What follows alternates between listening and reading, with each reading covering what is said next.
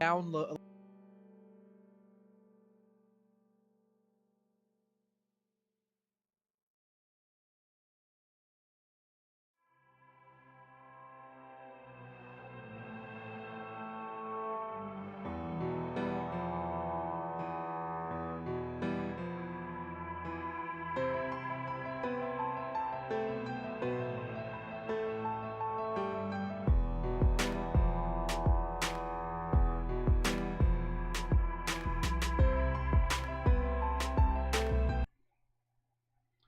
Oh, awesome! That is what you. Radical. I am glad that you picked that. I think it looks really cool. I think it looks way more cyberpunk than cyberpunk. All right, Yes. we are live right Question. now. What? We just hit the live. Well, because this the I thought we were chatting for like 30 minutes. The role play isn't going to start until 7, but I figured it's not like anybody's going to say anything that's so like awful that we wouldn't be able to do Challenge accepted. My social security number is 111111111. I also still have to fix some graphics, but let me go see if I can find some kind of a code or something. Emily, So- okay, What? Zach, What, Jake? Oh, do you know what I mean if I say my character is meant to look like Gabriel Roman? No. Know who that is from the first Uncharted game? I do. See, the main... I think I know what the main character looks like, but that's about No, it. he's the main villain of the first. He's the main villain of the first game. Here, I'll put his picture in. If I can figure out how to get back to the text. I've got it. Chat. I've got the image. I got you, homie. oh no. Oh no! She don't got us, homie. I can Google it. Oh, she just uploaded it and then she's back. Oh, I did it. I accidentally opened up the wrong stream afterwards, or I like clicked on one of the wrong streams instead of this. Yeah, no. Are we really live? I don't want this. I guess. I don't want this in my soul. Hang on. Also, wait. Okay, Drake. What were you trying to tell me like 5 times? Okay, number one, I was gonna ask you how Spiritfarer is going for you, because I see you playing it. I've cried so many times. It's such a good quality game. It is blowing my mind, like how in-depth the character arcs are and how complicated each of their like stories is. I don't know. It's just freaking insane. It's emotional. It's blowing my mind. And the other thing is, I was like earlier today, I was gonna send you a text asking for help because I didn't want to be made fun of for picking a picture for my character that was attractive when I wasn't actually that attractive. So I was gonna send you a message. Matt Bomer is a hottie with the body, okay? I just wanted to send you a message going, how do I pick someone who's extremely tall and extremely built, but is still 50 like attractive, like 50 appraisal, and it has to be a farmer. Okay, just so you know, your I don't know. attractiveness is better than WWE. mine. You're more attractive than I am in this game today. I'm playing the least attractive character I've ever played in my entire life. Interesting. In Call of Cthulhu, I rolled a 30. Oh wow. It's gonna be a challenge. Oh! Well, Emily, how are you even close to dressing up like your character? Because you're definitely like up at like an 85, 90, like This is just beautiful. The closest piece of attire I had that might be close to the uniform that I'm going for. But like a skewed version of you'll find out. All in good time, my friend. Sir Duncan's round table. I actually gained a lot of subscribers from when I did that Bravely Default stream a while back. I don't really like these graphics though. I need to change them, but I don't know how to change them. Round table. I found it, and we're live, and I don't like that we're live. You don't like which one? Okay, Emily, can you just like send me the link, please? I'm sending it in the It looks thing. so bad. Okay, How do I thanks. fix this? The purple. I think I know what. I think I have an idea. Also, Duncan, you look like you have Beyonce hair right now. I do have Beyonce hair right now, cause I'm hot AF. Duncan, Because as of you can the see, fan. I'm wearing 3 layers. The bottom layer is the same layer that you're wearing as the bottom layer. Yeah, I saw, cause when it's Christmas, you're just gonna wear Oh, you're the. both like ogres. What did you say, Emily? You're both like ogres.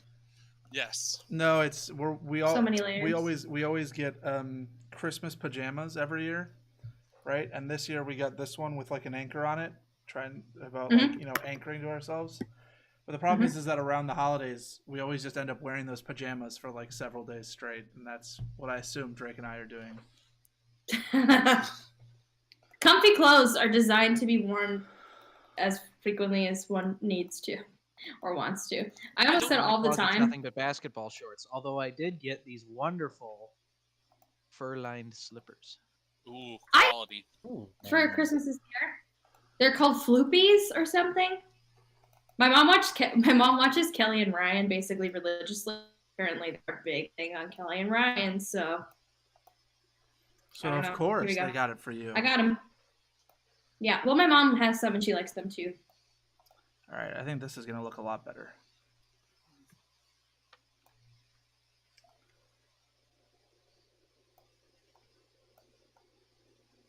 Is that my? So how's everybody's holiday season? Whoa. Good. Did anybody get anything that they really, really liked? No. I got a pretty cool journal. Drake and I got a bunch of indie games from our parents. And I got. Oh, that's way more fun. Let's talk about video games, like for the new year or any new games we've started. No, because Duncan brought it up. Holidays, their thing. Well, bleh, the holidays are done. We're out of our holidays. We're awake. I already Wow. mentioned this to you, Emily. Retail me is so glad for that. I already mentioned this to you, Connor, but just to reiterate it for Emily and Drake, I'm excited because completely independently of me, Zach and Laura are playing a video game series that I love. So Kingdom. that's exactly what Connor guessed too, but no, it's Ace Attorney. I was going to say Ace Attorney. Ace Attorney is so good. Yeah, I wouldn't replay it though. yeah, it's finally on the Switch, and Lara's always wanted to play it. Apparently, she plays this game Medieval Cop, like this flash game that's very Phoenix Wright-esque. That's very but, like, cute. medieval times. Yeah, and now we're playing that and switching off. It's fun.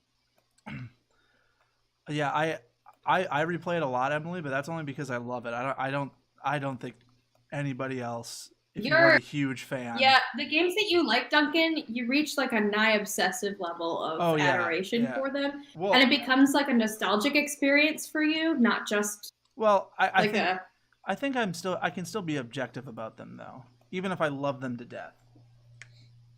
Because Ace Attorney's not a top 20 game series of all time. Yes, I do agree. Duncan can remain partial about any video game series he likes. Yes, I know I'm partial, but if you guys want to pretend that I'm not partial, that's fine. No, Duncan. Or I know I'm you're impartial. The most impartial person I know when it comes to things you like. All right. Sarcasm. Pretty soon, if you keep saying that, you're going to piss me off because I actually do think I am very impartial. So I know you do. Comes as an affront to my. You're really, really passionate, but you don't discount or discredit other games until you try them. But Zach, what else have you guys been playing? That randomizer Nuzlocke. Haven't done a Pokemon Nuzlocke in a while. I've mostly been just doing random nerdy projects like putting Legend of Korra into Magic the Gathering. Or Night Vale into Call of Cthulhu. That'd be how we do. Zach, Drake, do you have a favorite character in Spiritfarer that you've met so far? I really like dang, I can't remember his name now, but it's the Robin. Oh, the artist. Yes, his name artist. Gustav. Yes, yeah. He's very sweet. He's such a sweetheart, and it makes me happy. I wanted the deer to stay around a while longer though. Me too. They're the first ones we had to let go. I know. like there's a big part of me that's like, wait, can't I like, you know, not progress the story and still like hold the can I wait until the end to let all of them go at once? Can that be how the game happens? But you need to let them go to explore more of the world. I know. It's painful. Ugh. Connor, what games have you been playing? Nothing really new. I've been playing Rise of the Tomb Raider. I've been playing Grand Theft Auto Online with Duncan and Ian since those new updates came out.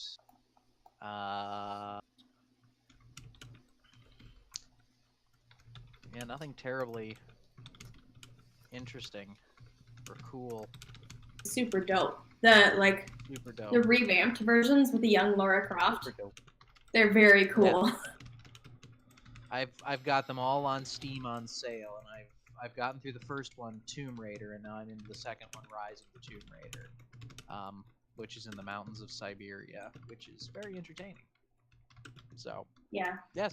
One of my friends had the game on their PC, and so they let me play through a chunk of it, and I've watched playthroughs of a lot of them, but they're really interesting. Like, the plots are actually very cool. The other characters that you get to meet are neat. The combat mechanics are really, really good.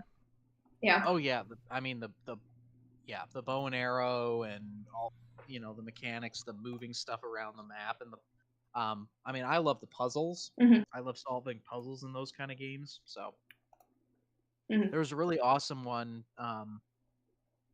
It was a, you know, whatever, a side tomb, and it's in the second area, which is the village of the remnants, and you had to use the bow and arrow to navigate yourself around on these boats, and if you don't do it correctly, you'll go over a waterfall. It was a lot of fun.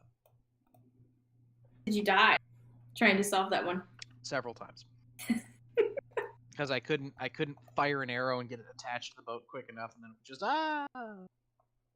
So don't you hate it when you're trying to fire an arrow to get it attached to a boat and then you die a bunch? Grab my charger real quick. It's not upstairs. I'll be back.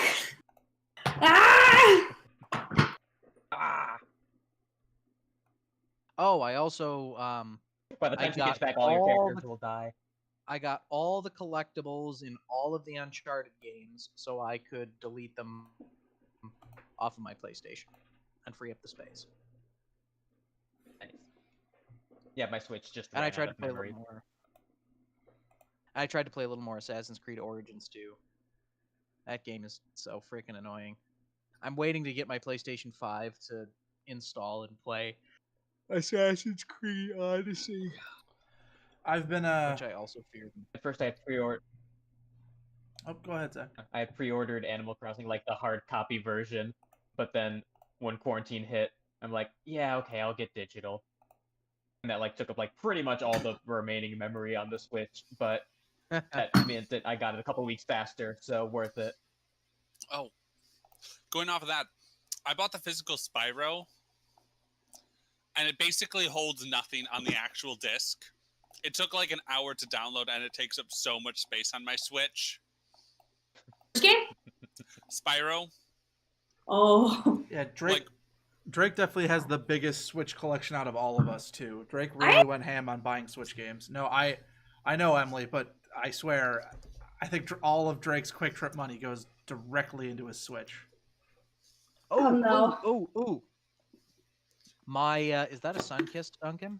No, it does not. It's a Crush because they were having a special on 7-Up drinks. I got a copy of the remastered Sly Cooper collection, all three of the original games, on PlayStation 3.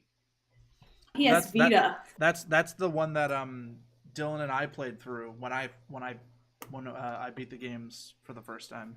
The collection. So I bought it from a guy in Brooklyn. And he gave it to the Postal Service on the 22nd, and they acknowledged that they had it at that post office in Brooklyn on the 28th, and then by the 29th and the 30th, it was at a distribution center in Las Vegas.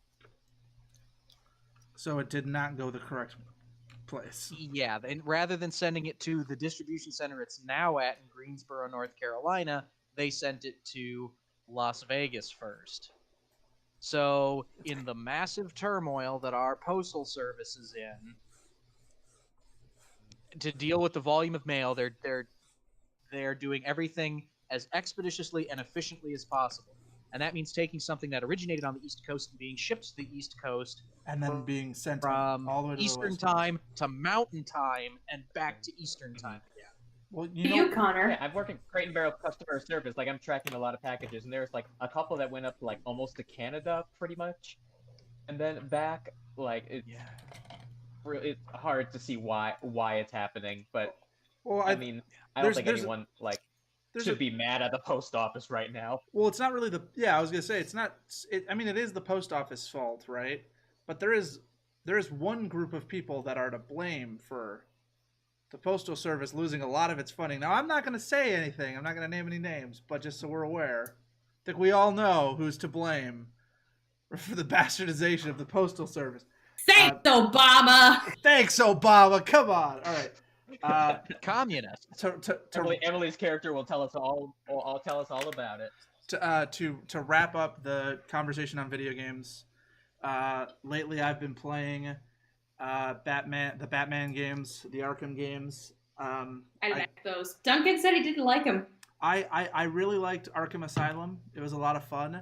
But I started playing Arkham City, and I think Connor and Emily know this. I hated the intro of Arkham City. People always say it's so good, it's one of the best games ever. And I was playing the intro, and I was like, this is awful. I don't understand. But I grew to like it, so it was a good game. And I'm playing Arkham Knight now. And I'm getting a lot of the same vibes where they kind of give you such a huge open world that I'm just kind of overwhelmed by, like, I realize I do like linearity, because Arkham Asylum, I love it because you go from here to there, and that's kind of it. There's a little bit of open world, but it's pretty linear. I don't think I really like open world that much, because I didn't like Breath of the Wild either, and everybody else fucking loved that. So open world games are really, really good if they have a core arc that can carry it. Like a core plot. But yeah, so awesome. Good job, everybody. We successfully passed the time for 20 minutes. And now I think the graphics all look a lot better. I changed the background, changed things a little bit. And now I think we are ready to get into the game. I think. Okay. Oh, it's pretty. How do we want to start introductions and things? Oh, that's right. That's right. I forgot that's how we do this usually. All right. Well, hello, everybody. My name is Sir Duncan, and I am the leader of Sir Duncan's Roundtable, guy who runs a YouTube channel that uploads every couple months. And these are my friends who have all gathered together here for a very fun Welcome to Night Vale inspired Call of Cthulhu adventure. I just want to say that it's not, and I'll try to repeat this throughout because I think that makes it even cooler, is it's something that our buddy Zach, right up here, who's going to be keeping this game as the keeper, came up with himself. So it's going to be a really fun adventure to kind of go through. Like I said, Homebrew. Before, I'm Sir Duncan or Dunks or DJ to my friends. And to my bottom right here, is my good friend Emily. Emily, go ahead and introduce yourself. Hey, what's up, family? I am Emily. I exist on this mortal realm, and I'm at a loss of what to say because I didn't know I would be going next. I'm very excited to play. I've listened to Welcome to Night Vale for quite a while. I dropped off of it a couple of years ago, but it's so good. And I'm very excited to see the way that Zach has kind of immersed that lore in with the Cthulhu mythos. So I'm pumped. And then I have not listened to any Welcome to Night Vale, so I'm complete noob. And then to Emily's right is my younger brother, Drake. Hello, everybody. I'm Drake. I'm just having a fun time here. I did watch Night Vale, not watch. I did listen to Night Vale when it originally came out with my friends. But I kind of stopped after watching 5 episodes because it was really long. I didn't have time, and there were other anime that we were all involved with and needed to watch. So, priorities. But yeah, I'm excited for today. And yeah, this will be a blast. And then to Drake's right, in the top right, is Mr. Connor Naden on the East Coast himself. Indeed.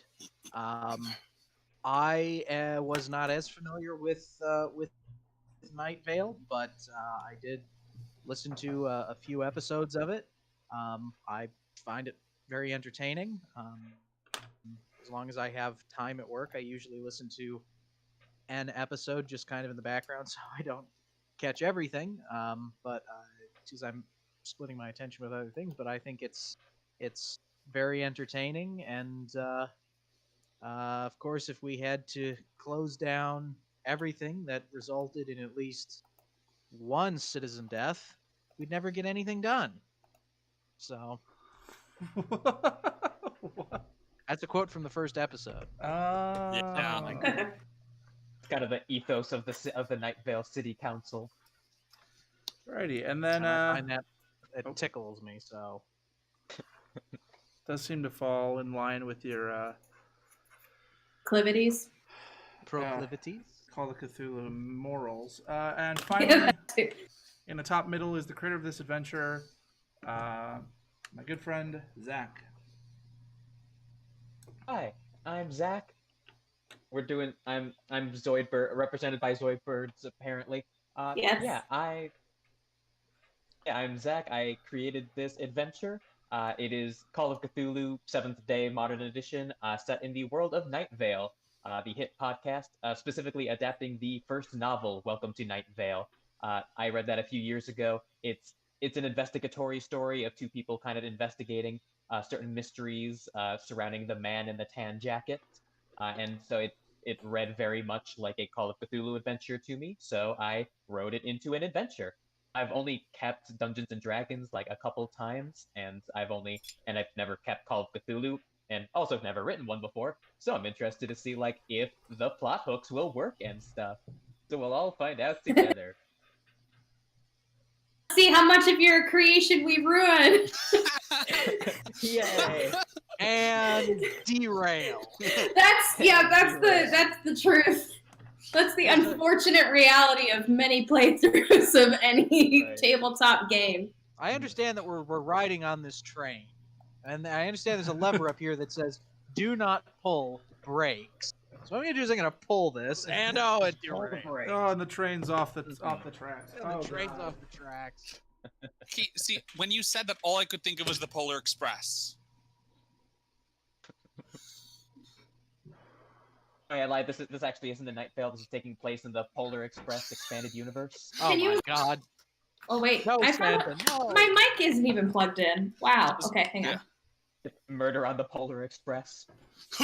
Everyone's favorite H.P. Lovecraft book. Murder on the Polar Express. A fun spoof of the Orient Express. Murder on the I want it. Express. Connor, you got to do it. I'm not good at fleshing out stories. Fine. I'll do it, and I'll make it the spoofiest Cthulhu spoof we ever done spoofed, and children will die, and it'll be fun. I definitely think it's the That'll be the next game we play. Dying children very fun. Oh my god! For it. Welcome back, Duncan. I'm back. So Just talk where about dying are you children. at? Yeah, where are you at on a scale of 1 to 10 with bad things being spoken on your stream, including the murder and deaths of children? Yeah, I mean, it's basically. I mean, it's a murder on the Polar Express. Who else is going to die after the conductor's gone? The ghost? There's really only like a few things that I would feel like should not be spoken on stream, and I'm pretty sure you all should know what they are. So whatever kinds of terrible things you're discussing are likely not it, because I feel like the things that I would not want to have on stream are like pretty obvious. Like I don't think we would say them as normal people anyway. So yeah, so I think So That I like there's murder and death of children, totally fine. Let's just oh shoot. Oh, now that could be taken out of context. That's a bad way to phrase that.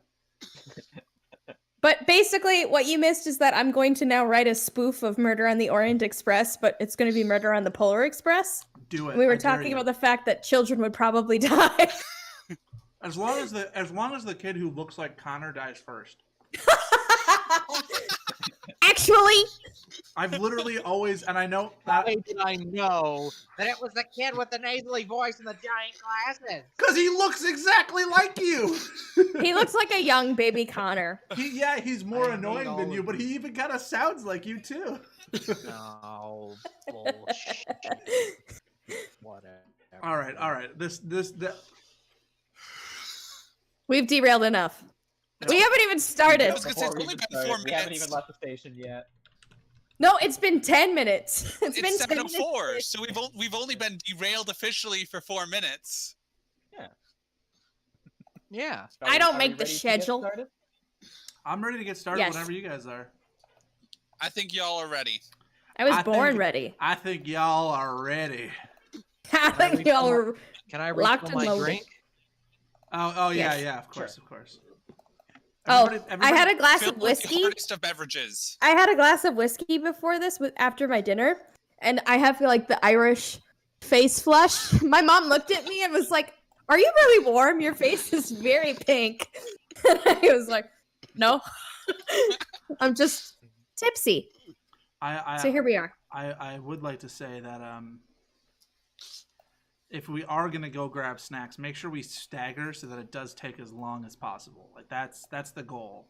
Like Connor's By getting his interrupting as many times. yeah. Connor's getting as- his snacks now, so nobody else get their snacks now. Wait until later. until he sits down. Oh, like now. Okay. Cheers. Are you?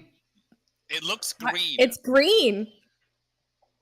It is a microbrew that a neighbor of mine made, and it has pineapple juice and orange juice, and it's colored blue by Bruce Brunilla or something like that. I don't know. It's Hey, delicious. cool. It's like Bantha milk, but beer. Yeah. Anyway. Anyway, Okay, I guess we get started. The adventure starts on the night of October 1st, 2015. That's where the adventure and book takes place canonically in the Night Vale novel. Not that I'm super familiar with all of the canon of what happens where. Not that time will be too much relevant when we get into things. We're starting no! with Connor, Duncan, and Drake's characters. We didn't decide exactly what you all three are doing driving together. I'm not sure if you're going to a restaurant or something on this particular night. But I guess you three can introduce your characters, their They're names, headed what they to look a like, porn what they festival, do. obviously. We're looking to go grab. We're looking to go grab us some hot Yeah, chocolate at the North Pole. my presumption is that we're on some dark 2-lane road in the desert on the way to get food at some roadside diner somewhere that's the only restaurant for 40 miles beyond the trailer park in Arizona where I conduct my business. Yeah. All right, sounds good. Do you want us to introduce ourselves, or? Sure. The three of you could introduce yourselves and just give us like a brief description of what you look like. It'll be you three in the car going to a restaurant. What's your zodiac? I need to know. I don't know, Capricorn. Aquarius. So I am the good doctor Stanislav Leonid Czarnikov, but you can call me Lenny. 65 years old. Man is very old, white hair. As I put in the chat, he is based. My idea of him is Gabriel Roman from the first Uncharted game. He dresses just plain gray wool suit, white shirt, no tie or anything. He still wears a hammer and sickle lapel pin.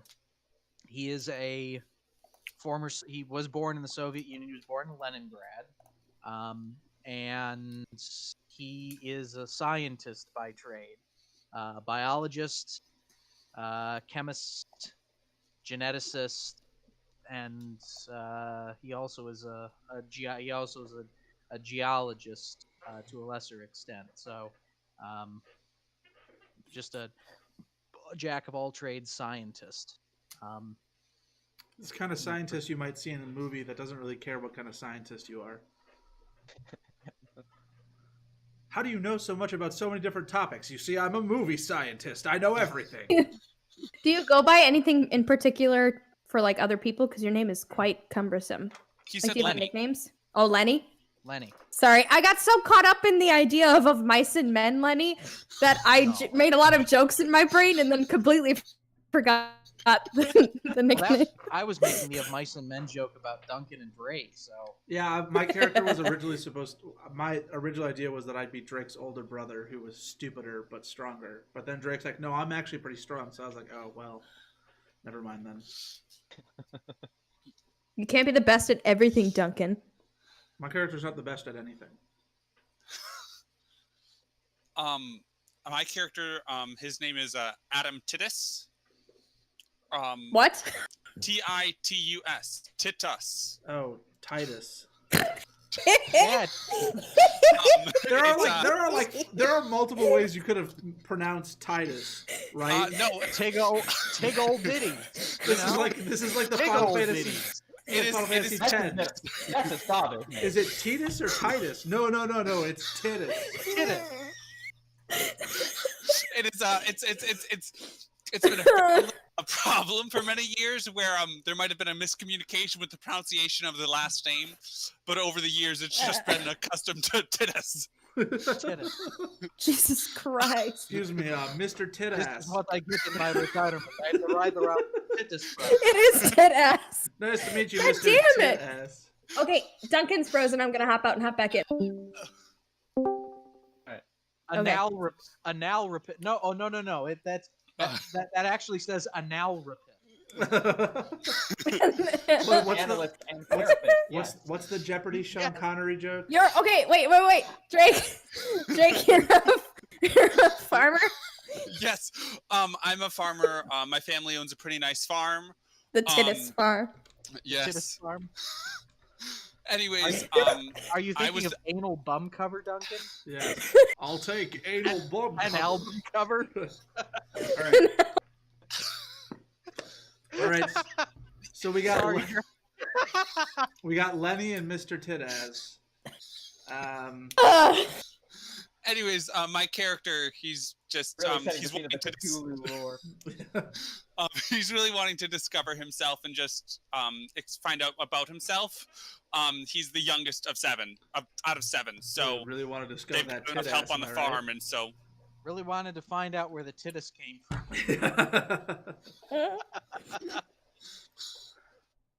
Okay, moving on. He's literally, I don't know if any of you guys are going to get this, and this isn't even a joke, but he's literally, I think it's Philo Farnsworth, the guy who invented the TV.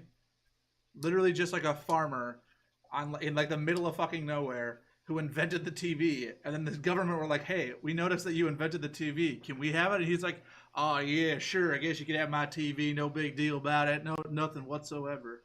It's pretty cool. You should study up on it. My character's name is Bradford Markison. I am an author. I go under the name BK Marcus. You might know me from my incredibly popular works, 50 Shades of Grey, The Greyest, 51 Shades of Grey, Back for More Grey, etc. Nah, I don't even know what books he's written. He's boring. I didn't really come up with anything. What do you know? What genre he probably writes? It's definitely horror. It's definitely in the horror sort of genre. I had a book author in my head, and then I realized that I had an author in my head, and then I realized none of you guys have ever read any of his books. So it's hard for me to describe, but it's like kind of like imagine like the original Silence of the Lambs, kind of like a darker Stephen King, because Stephen King tends to deal more with thematic elements and less with the gore. I'm thinking of like a Norwegian author. by a guy named Joe Nesbo, is who was in my head when I created the character. But I'm Drake's. I'm a family friend of the Titus family. You know, haven't been able to keep my hands off them Ted asses. Yep, and any friend of Titus is a friend of mine. Any friend of Titus is a friend of mine. Why, Connor? Why is your character with these two people? Connor and Drake have a connection. Drake is apparently some kind of farmer scientist, and I've been reading a lot of. You just talk, Connor.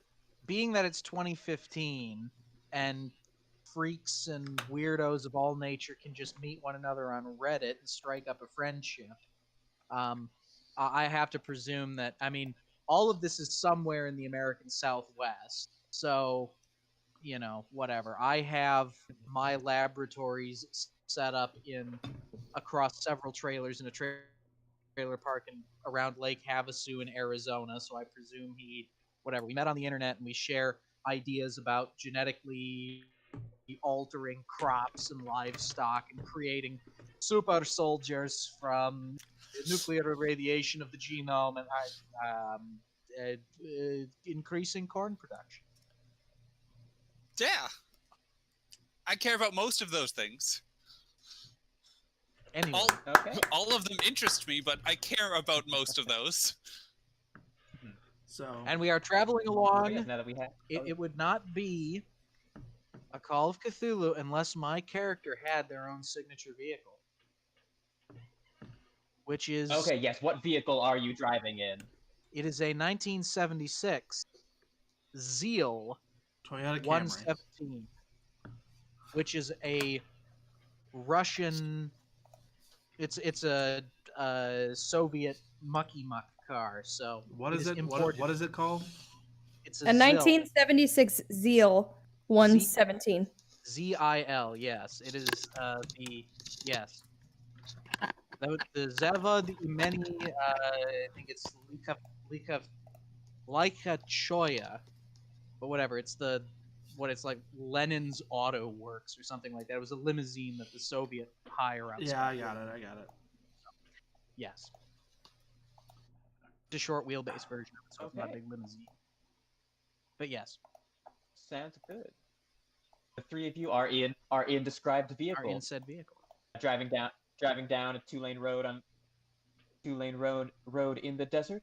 You must have taken a wrong turn somewhere, maybe in Albuquerque. We are in the Southwest, because this seems to be a longer trip than you were expecting. As you're driving around, eventually you do find a sign of civilization. You see a road leading to a town somewhere in the middle of nowhere.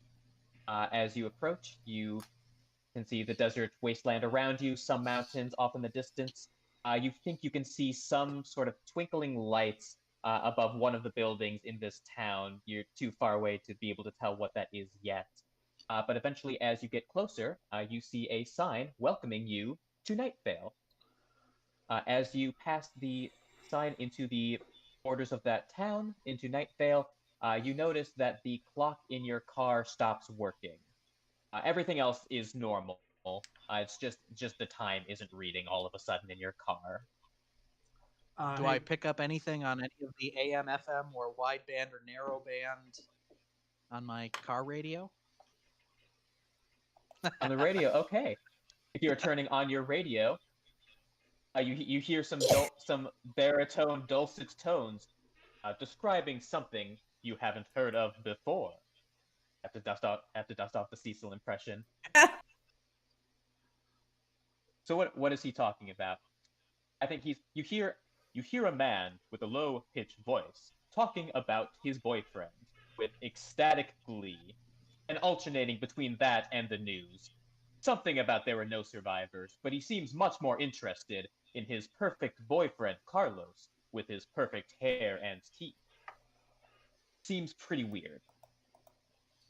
But anyway, as you are driving along, you pass by what looks to be a barn. There's a sign saying it's the farm of John Peters, the farmer.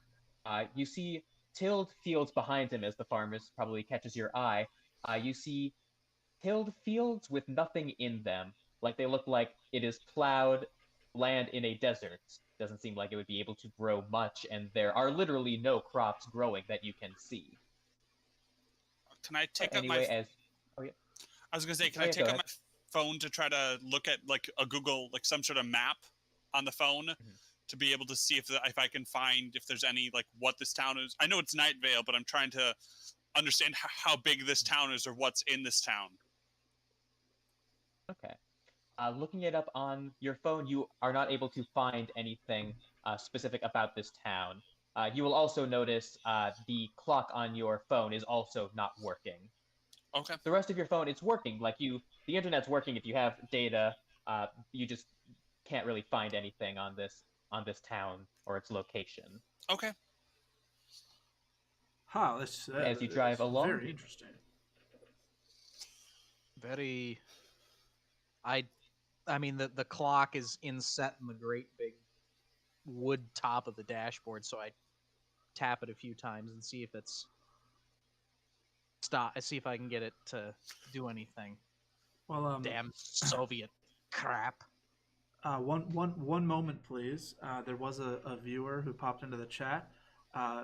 Patramon, thank you for joining, and they said, "Damn, that's a sick car." So Connor, your choice of car has been appreciated. Just so that you are aware. Damn, that is a sick car. Back to you, Zach. Thank you, Norma. But okay, you can continue driving along. I suppose you arrive in you arrive in the town proper. You see some nice suburban streets. Kind of late, you can see like some nice suburban lawns with some like pink lawn flamingos in some of the yards. As you're driving along, getting into some more businesses, you do see a restaurant if you want to stop for food. You see the Moonlight All Night Diner. Seems like Lenny, a quaint little diner. Lenny, look, there's a diner over there. Looks like Moonlight something. Why don't we pull in there for a bite to eat? Sounds like good idea. Adam, is that gonna work for you? Yeah, that'll work out well. We pull into a parking lot. I can already tell. I I'm gonna presume Ford probes. I'm not gonna be able to keep the accent. I'm sorry, guys. Now you listen I was gonna say here. I'm gonna have a lot of fun listening to the accent. What were you asking Connor about road? I said I presume we pull into a parking lot that is filled with Ford probes. Sure. Oh, Ford Probe, yes. Yeah, of course. Well, that's another Night Vale reference that I thought you can said make. probe. Yeah, Ford probe. Okay, well, they don't have those on the Titus There's a farm. night. Well, no, but there's a Night Vale thing that's like the story of you or whatever, which is one that I listened to fairly recently, and it's the guy when he got to Night Vale was driving a Ford probe, so that's why I said Ford probes. It wasn't an alien probing thing. But this is, I think this is, if you want it to. Wink. This is Wink. this is a well actually moment for me though. So if you're So watching we swing into the Moonlight All Night Diner. Okay, you go into the diner. Let's see, have some description. All right, you walk into the Moonlight All Night Diner. It is a quaint little greasy spoon. You see shelves with mugs gathered from all sorts of various states and places. You see there looks to be some customers. There's a couple customers that have like many empty plates, but it looks like they just keep ordering. It is very hard to tell how long they have been here, but it looks like they have been here for a very, very long time. But the thing that catches your eye the most is the waitress, a woman named Laura, who has some branches growing out of her torso. The three of you should roll sanity. What are you talking about, Zach? I see this all the time. In my line of work But this as is an my author. third work. Well, I failed. I'm just double checking. I have to roll under my sanity or above my sanity? You have to roll under it. Okay, I succeeded. I got a 61 out of 65. 35 out of 75. I succeeded. I failed. All right. All right. Success. You'll take 1 sanity. And Duncan, Bradford. It's gonna take me a while to remember all the names. Bradford, just roll a d3. Wait, my God, I don't have a D3. Is this another sanity check, Zach? Duncan rolls a sanity check. There's no such It's thing as a three-sided. D3. Polygonal shape. All right, I take 2 sanity points, bringing me down to 48. Because Sanity, boy, oh okay. boy, I sure don't have a lot of sanity. Oh, great! You'll fit in very well here. You'll But fit yes, in the great. woman with branches. The woman with branches growing out of her torso approaches you and says, "Oh, hi. Do you need a seat?" I immediately stagger back in like shock. I'm like, ma'am, you've got branches coming out. You got like tree branches coming out. Are you okay? Do you need me to call a doctor? What's going on? No, I have branches. You have arms growing out of your side. I don't really see what the issue is. Is it a party of 3? Human plant hybrid. I roll a biology. Sure. 93 over 61. I don't have any fucking clue what's going on. I'm out of curiosity. Are these like sticks, branches? Like when you say branches, I think like they have leaves growing on them. Yes, they have some leaves growing out of them. There's a few pieces of fruit as well, actually. But they are about arm size. Oh, wait, could I roll on nature to see what type of tree it is? Sure. Yeah. Why wouldn't you? That's the obvious thing to do. So it's not nature; it's natural. Would it be natural world? Natural world is what. I mean, I don't know how much Either. about this is natural. That is the correct skill. This is Night Vale's natural. That's true. But we're not from Night Vale. No. This is I got a hard pass. So a 36 under an 80. All right. I did not think of what type of tree it is. I did say it is a fruit tree, so I will say an apple tree. And if she motions to a booth Can we that has say 4 seats she's- open, she will take. Can we say it's a pear tree so that we can say she's pear-shaped? I hate you, Connor. Is she bearing All right, fruit? she is a pear tree. She is bearing and fruit. she actually She's- offers you a piece of fruit as she motions to a table. Yes. She's certainly got a nice pair of fruit. melons. It's a I delicious hate looking fruit bearing. All of you, move Obviously, on from yes, the yes. melons. Okay, we take a seat. We take a seat. Somebody shouts at us from a distance. Stop giving a shit about the melons. Ugh. Successful splicing of human and plant genetic code. I've been in pursuit of this my entire career. That girl just ain't right. Yeah. I don't understand. Sorry, go ahead. I grab a napkin Oh. out of the dispenser, and I start furiously scribbling on it with fountain pen. I'm just gonna. I like lean back, Okay. like kind of traumatized. That's my. Trying like, to, I'm desperately trying to figure it. I'm trying to figure things out. So that's what happens next.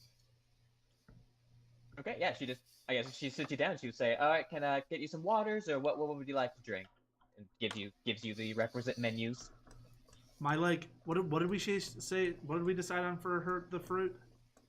Apples. Apples. Pears. So I kind of like. Oh no. I look down at the branches like you know like when like in movies when the guy like tries not to look like he's looking at somebody's like you know boobs or butt or something. It's like that. I'm like furtively taking glances. Then I'm like I'd like an apple juice. I mean a pear a glass of water. I just like a glass of water, please. Sorry. Are you doing okay, sweetie? Yeah, I'm fine. I'm fine. Everything's just fine over here. Coffee. Pot of black coffee. Waters will be great. It's nice to All right, see the water's you. in a I mean, cup. see Coming you. right up. Damn it. All right. Or she invisible goes to coffee. get your coffee. Yes, that is true, Emily. All right. So after a minute, she returns. She has waters for the two of you, and for Dr. Stanislav, for Lenny. She takes out a coffee mug and she pours, or it looks like she mimes pouring something in it. So like we could hear the sound of the water going into the mug or the coffee going into the mug, but we can't actually see anything.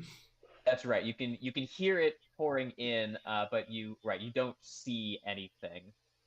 And once you see that, you notice that customer that had a bunch of different plates. You notice that customer is actually eating something off of one of the plates. It doesn't look like there's anything they're eating off of it, but you can see them like digging in with a fork and bringing it to their mouth repeatedly. All right, I have your coffee here and 2 waters. Do you still need some more time to look over the menu? Yes, please. All right, sure thing. Take your time. She goes away. Yes, please. You can notice on the menu there is a section of invisible pies and invisible coffee. I stick my finger in the empty mug. It's hot. It's freshly poured coffee. It's hot. Oh, we got it hot. Oh,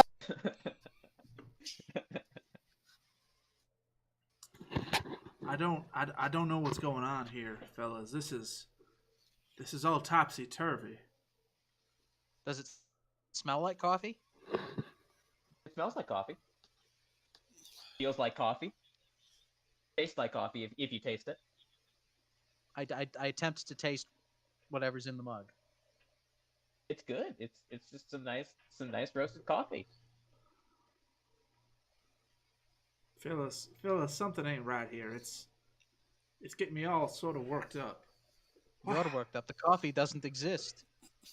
picturing What? Lenny just What? staring agape at everything that's just happened within the past 5 There's minutes. coffee in there. There's something hot in there that smells like coffee that tastes like coffee. There's no coffee. I like grab his mug, and I like hold it up, and I like shake it enough that like liquid pours off the sides and like burns me. I'm like ah, and then I drop the mug, and it like hits the table. Okay. Did the lady leave leave a coffee pot at the table? No, I think she took it with her. Oh, then never mind. Lady But has if a you listen to name. that, loud noise. It's Laura. Yes, after hearing that noise, she comes back. Are you sure you 3 are all right? And then I guess she stops for a moment, looks you over, and says, "Oh, you're probably. Are you not from here?" No. Yet. We're from out of town. Oh, so you're interlopers.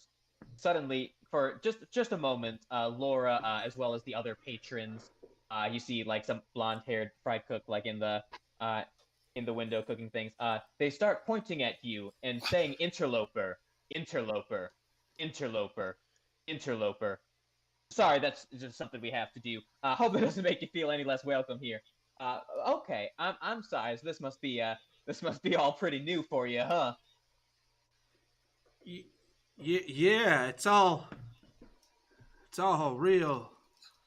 It's like a nightmare. Well, I think I would like to order from visible side of menu, if possible. Okay, sure. What will you have?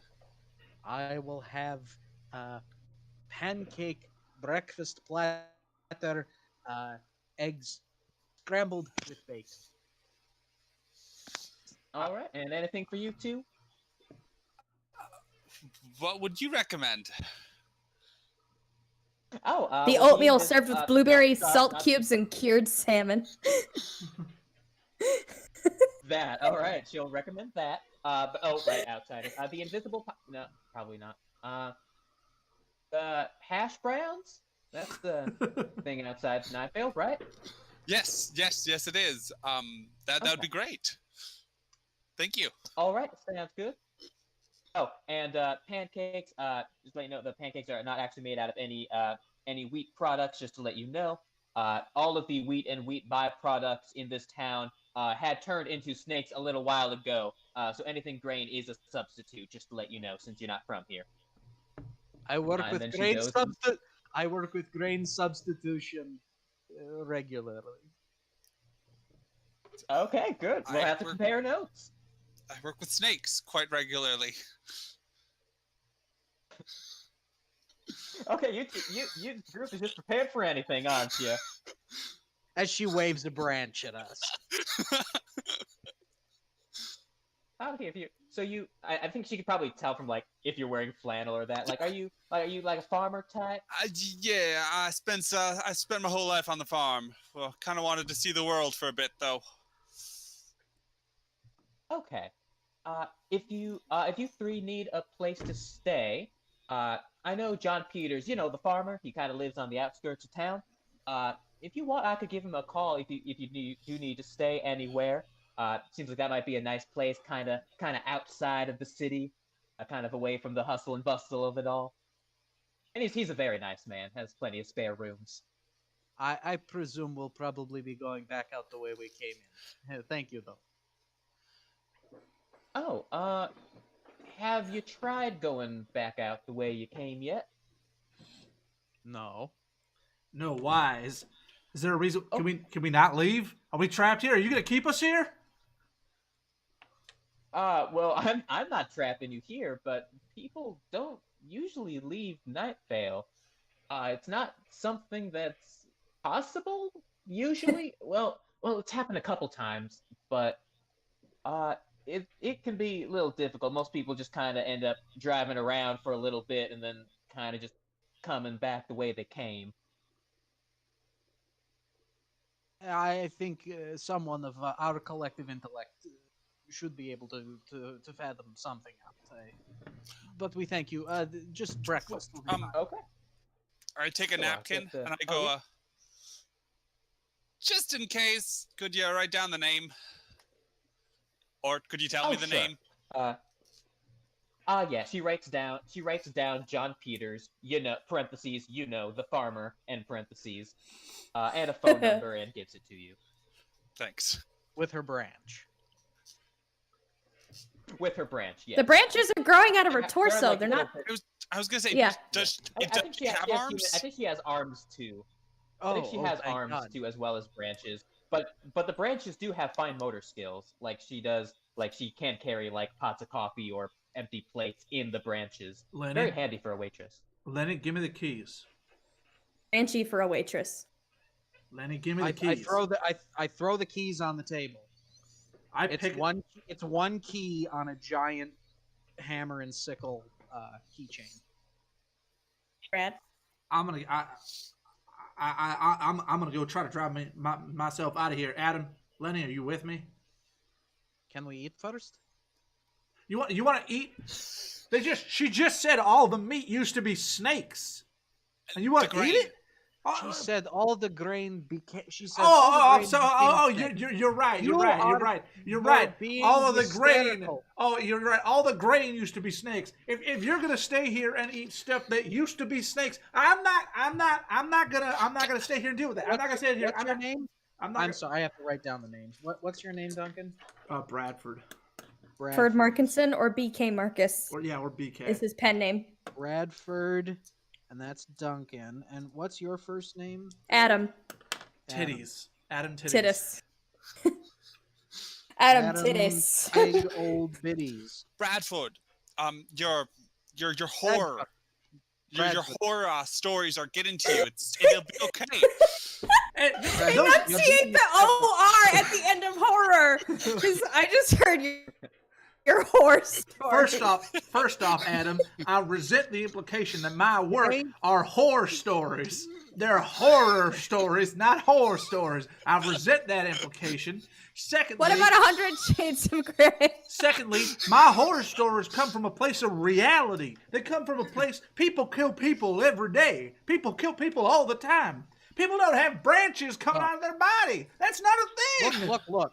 The only thing that I see here, which I have not, which is a hill I have not personally been able to conquer, is that woman's condition, which clearly does her no harm of being spliced with a pear tree. But it ain't right. But it ain't right. No. But what else has she said? Oh, the grain turned to snakes. I do not think it. Snakes ate the grain. They open the silo, and the snakes go slithering away. And they say, "Oh, all the grain has become nothing." All right. Well, then how do you explain your invisible coffee? Simply, I'm sure it's the nature of the coffee itself has altered the physical properties of the water in which it is steeped, but clearly someone has figured out some way to remove the pigmentation from the coffee. Bradford kind of Why slides. you would want to do that, I don't know. Bradford kind of slides back into his booth, and he puts the keys back in the middle of the table, and he doesn't say anything. He just kind of sets them down, and he just sort of sits there. And you can kind of tell. I'm just saying. You can kind of tell that there is someone like me in this town. Perhaps there is someone who dabbles. You can tell you kind of convinced him a little bit. Like All right. Sounds good. After that conversation, eventually, after an appropriate amount of time, Laura comes out with all of your dishes and says, "All right, hope you enjoy. Seriously, let me know if you need anything." And then she goes. Thank you. Thank you, Laura. How are the pancakes with the gluten or with the grain substitute? The grain substitute, it's pretty good. I mean, not the best you've ever had, but it's, I guess, surprisingly tasty for a wheat and wheat byproduct substitute. And the hash browns? Yeah, hash browns are good. Nothing too remarkable to say about them. These dishes do seem pretty normal. I assume we just these dishes be normal. Bradford eats his food in like total silence. You worry, Bradford. I too recognize it is strange, but not being able to leave. How did we get here? You watch too much television. You inspire yourself too much with the Twilight Zone. This reminds me of that one show, Twin Peaks. You ever seen Twin Peaks? No, I watched Eureka. That was the 90s! Did you watch Gravity Falls when it came out just a couple years ago? Really good kids cartoon. This kind of reminds me of that shit. It's an inspiration for my horror novels. I watch Eureka. Did you ever listen to this podcast? It's called Welcome to Day. Guys, stop! Zach, what happens after they're done eating? At that point, I assume you're right. I assume you're done with your meal.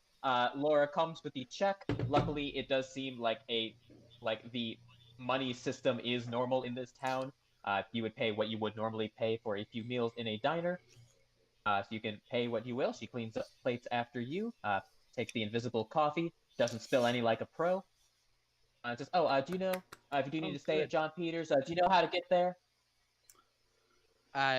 You said it was the farm we passed on the way. The farm? Yeah, if you pass the farm, yep, that farm, that'd be his.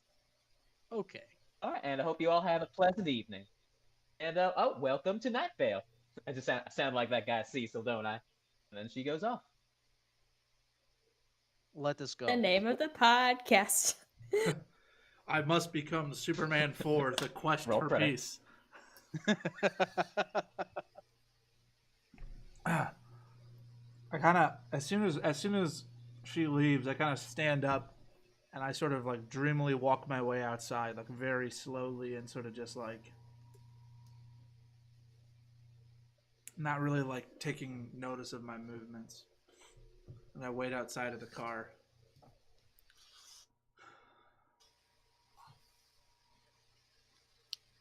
I'm going to reach into, like, I have just a backpack with some journals in it. I'm going to reach out and grab a journal and try to draw a picture of Laura, just for information and just interesting, and why not? So I'm going to draw a picture of her.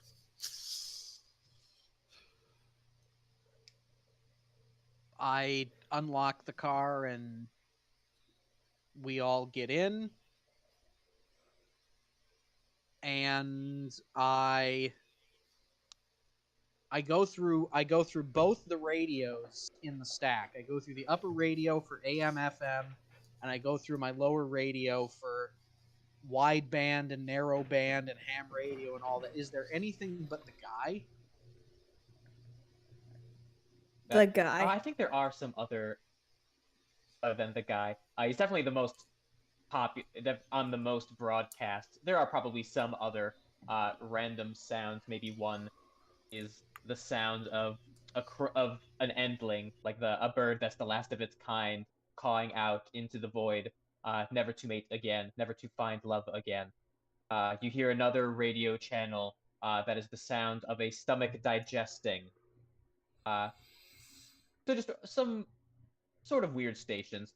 But luckily, that one Welcome to Night Vale podcast has a very nice lower register. You can hear him talking about some of the new laws that the city council has passed. For this law, it is now mandatory to vote in Night Vale. It is also now mandatory to vote for the correct candidates. Failure to comply with these new laws will involve the secret police. Again, this will involve the secret police. This has been an announcement from the city council. Things like that.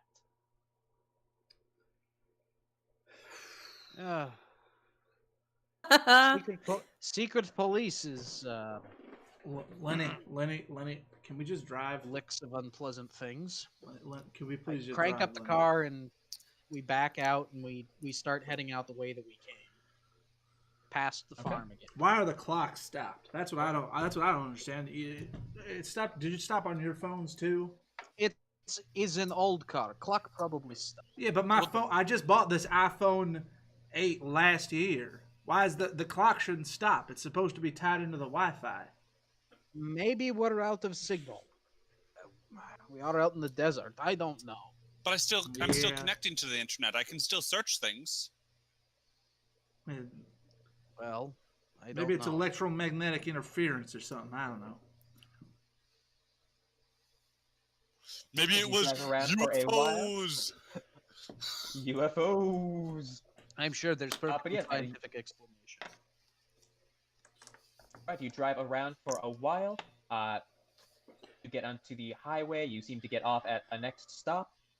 But as you continue driving, you see that farm again. You see the sign welcoming you into Night Vale.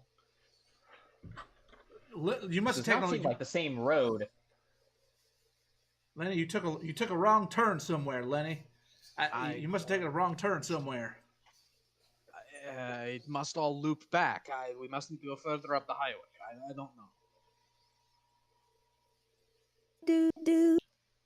I swing back around in the at the end of the farmer's driveway, and I do a U-turn and I head back out of town again. All right, you head back out, and predictably, the same thing happens again. You drive for a while. You do seem to be traveling along a path that should not lead you back in the same direction. You're not taking a left, and another left. You're driving on the highway. You go for a decent while, and then you get off at a different stop, but you pull back up. And you see Welcome to Night Vale. You can drive out any time you like, but you can never leave. Lenny, it's the same farm again. You must have taken a wrong turn. It's shit, Lenny, it's the same the farm. The wheel hasn't turned. How could I be making wrong turns? Are there stars out? Are there stars out right now? Is it nighttime? It's nighttime. Are there stars out right now, or is it just for some reason like a black sky, or is it cloudy? There are some stars out.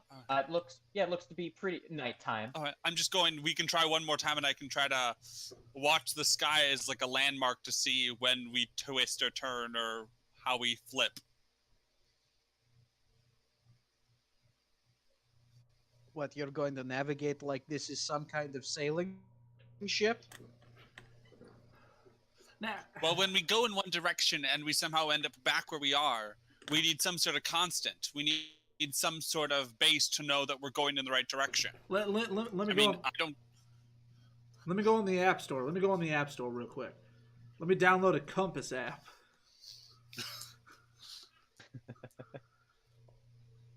Car has compass. Look, his compass right here. Oh, okay. I mean, I don't know how much longer we keep like trying to deal with the way out issue, but I imagine we keep kind of going and just kind of trying to find our way out for a while. Like I mainly just want Emily Right. into the And no story, matter- so yeah, it has. I was thinking the same thing. Right. I was like, I'm trying to think of how I can, because like I don't need to role play the whole, because it's gonna be the same thing. Me getting more upset, like we're back at the town again. It's Night Vale again. We're just going in circles. All right, Mhm. fine. So we yeah. motor in, and ring, ring, ring, ring, ring, ring. I call the number. Oh, yes, hello? John Peters, the farmer? How Uh, can I help you? Yes. Hello. We are new here in Night Vale. Oh, don't say that. interlopers. They'll shout interlopers again. Sorry. Stupid. And Laura from the It's fine. Laura from the diner. She she's- the diner. diners are here. My God, Drake, you're as painful as that one Oh, yeah, I know, JFK Laura. impersonator.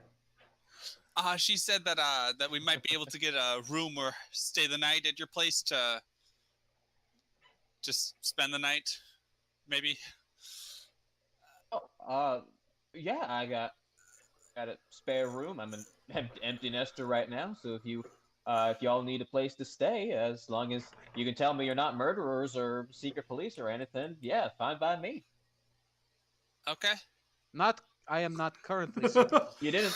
As long as you can tell us that you're not secret There we police. go. Okay. I'm not a murderer and I am not a secret police, so I think we're good.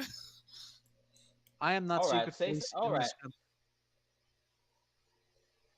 Okay, that technicality, that sounds more than city council's job, but not secret police necessarily. All right, sure. Yeah, do you know where I am? I think we're driving right past your barn. Oh, all right. Sounds good. Just knock when you're here. Thanks. All right. So we drive up to the front of his house. I love how I do this, Alright. and phones really don't exist like this anymore. Hello, I am Right, on the it's like- phone. It's like this now. Hello. Yeah, this should be the Yeah, this should be the movement for hands, but it'll always be that for phones. I really Uh, want Connor's character to have one of those like really fat flip phones that almost looks like a radio. I don't know. I was told I had to contact you. No, stop it. I am a member of the secret police. No, Oh, my no. I actually don't have a cell phone. I just have like the cell phone that came with this car in the late 70s. So it's on a cord and there's a rotary dial, but a big antenna off the trunk. All right, so we pull up to the farm. You get out of the car. Right, you pull up to the farm. As you go, there is a car coming from the town. Looks like it's going kind of to the highway where you came from. That stops, and a man gets out of the car, just happening to see you pass by. He is a man in a tan jacket, and he is holding a deerskin suitcase. These are the only two details that you remember about the encounter. You talked about something. He was putting emphasis on words as a human would. You were looking at him as he was talking, but you do not remember what he looked like, or anything that he was saying, or you were saying. You don't know exactly how much time has passed, but it seems like it was a conversation of some sort. When that is over, you see his car driving away back towards the highway. And Adam, you notice after this encounter, you see a piece of paper in your hand, like torn out of a notebook, and it has two words on it: King City.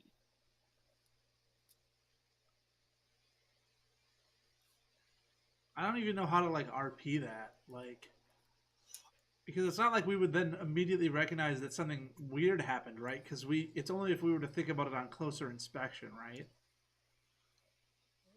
Foggy So- encounter. It does seem strange to you. You do remember you talked to him, but you do not remember what he looked like. But- you can almost picture it. But that's what I mean. Like right now, the conversation is we finished the conversation, right? I don't actually feel weird about it because I'm not even considering. It's only when I like go upon closer inspection later on It's like when I a dream. When you try to remember it later, you realize you don't. Yeah. So for remember. now, Everyone, King City. Does this mean anything to you? what do you mean? What do you mean, King City? King Where do those City? words come from? Well, there was that man that he stopped The by man here. with the suitcase. Yeah, the man in the Yes. tan suit. Yeah. The deerskin suitcase. Yes. Yeah. Yes.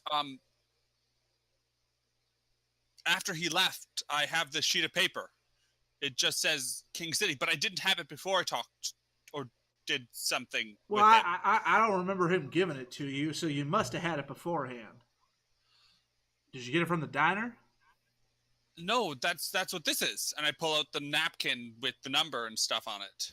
I don't think that's what we were discussing. Yeah, well, No, that's not what these are. He definitely didn't give any of us anything. Yeah, okay. Right? I reach into my backpack, I pull out the journal, and I just slide the piece of paper in with the journal.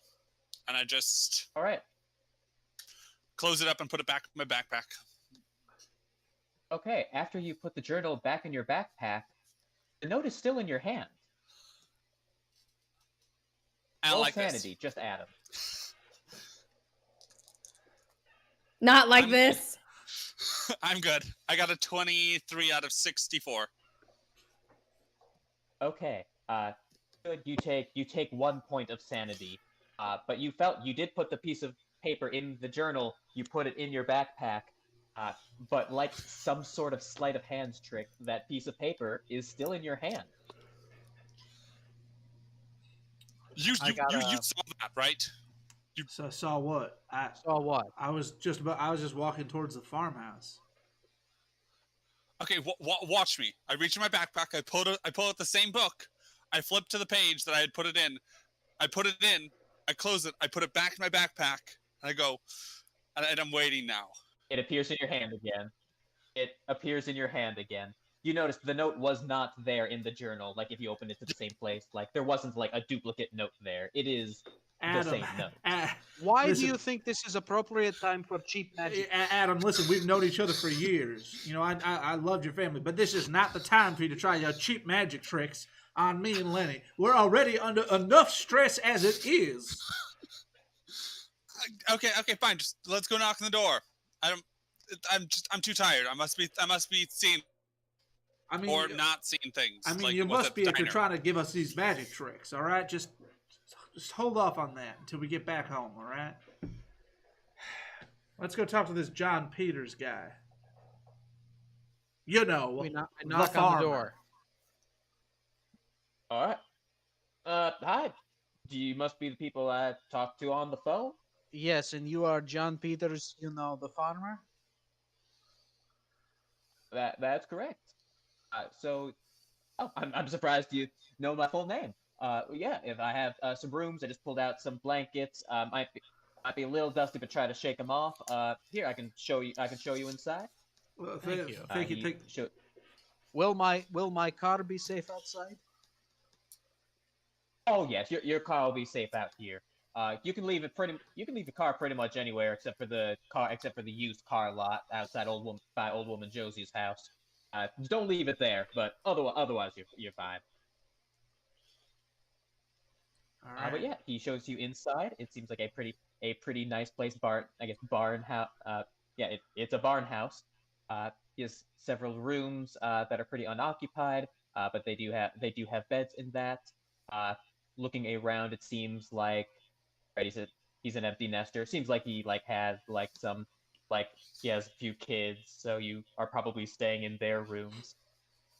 He says, yeah, help yourself to anything in the fridge. Got plenty of invisible corn, so feel free to treat yourself. Have whatever you like. Oh yeah, if you were at the Moonlight, you probably had some of the invisible pies. That's where grow the corn for that right out here. Says, pointing out to his empty farm. Yeah, and if you need anything, let me know. Thank you. I will. Thank you.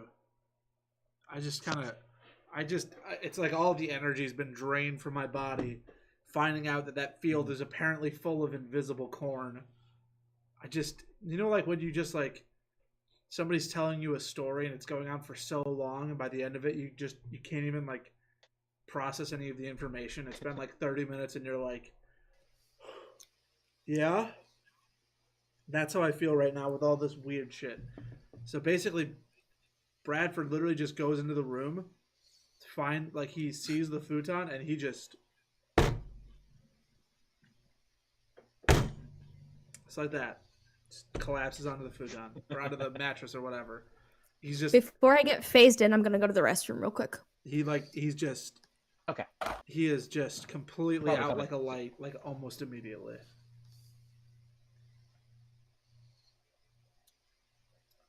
And what about the rest of you? I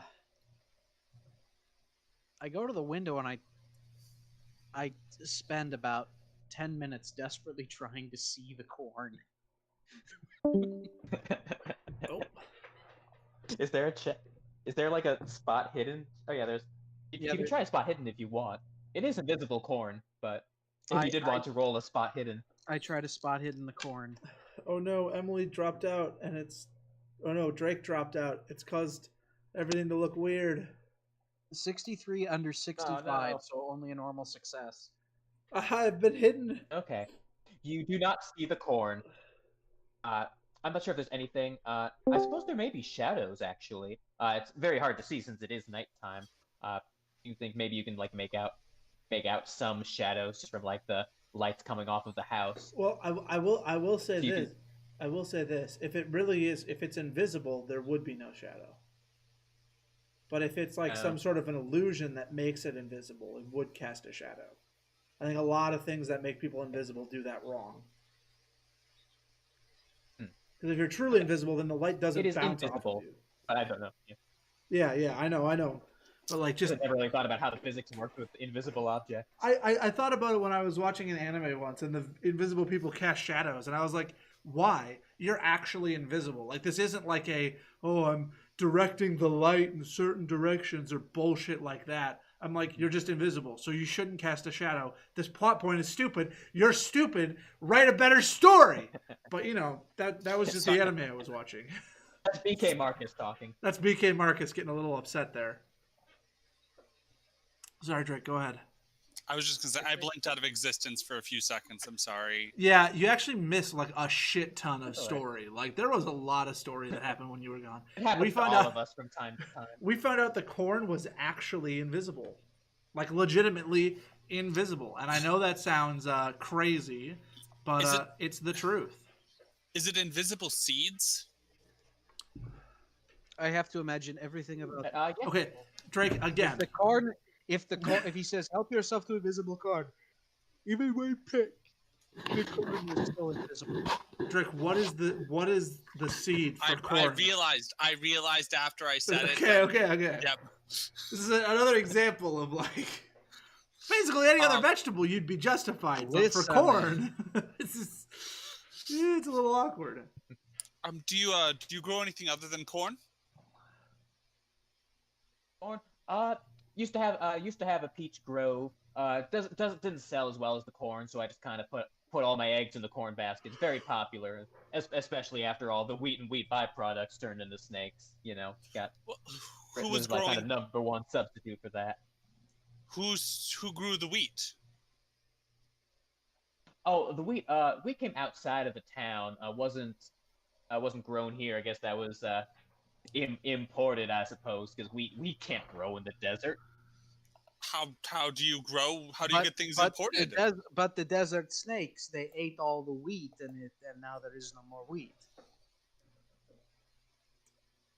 Sure. Yeah.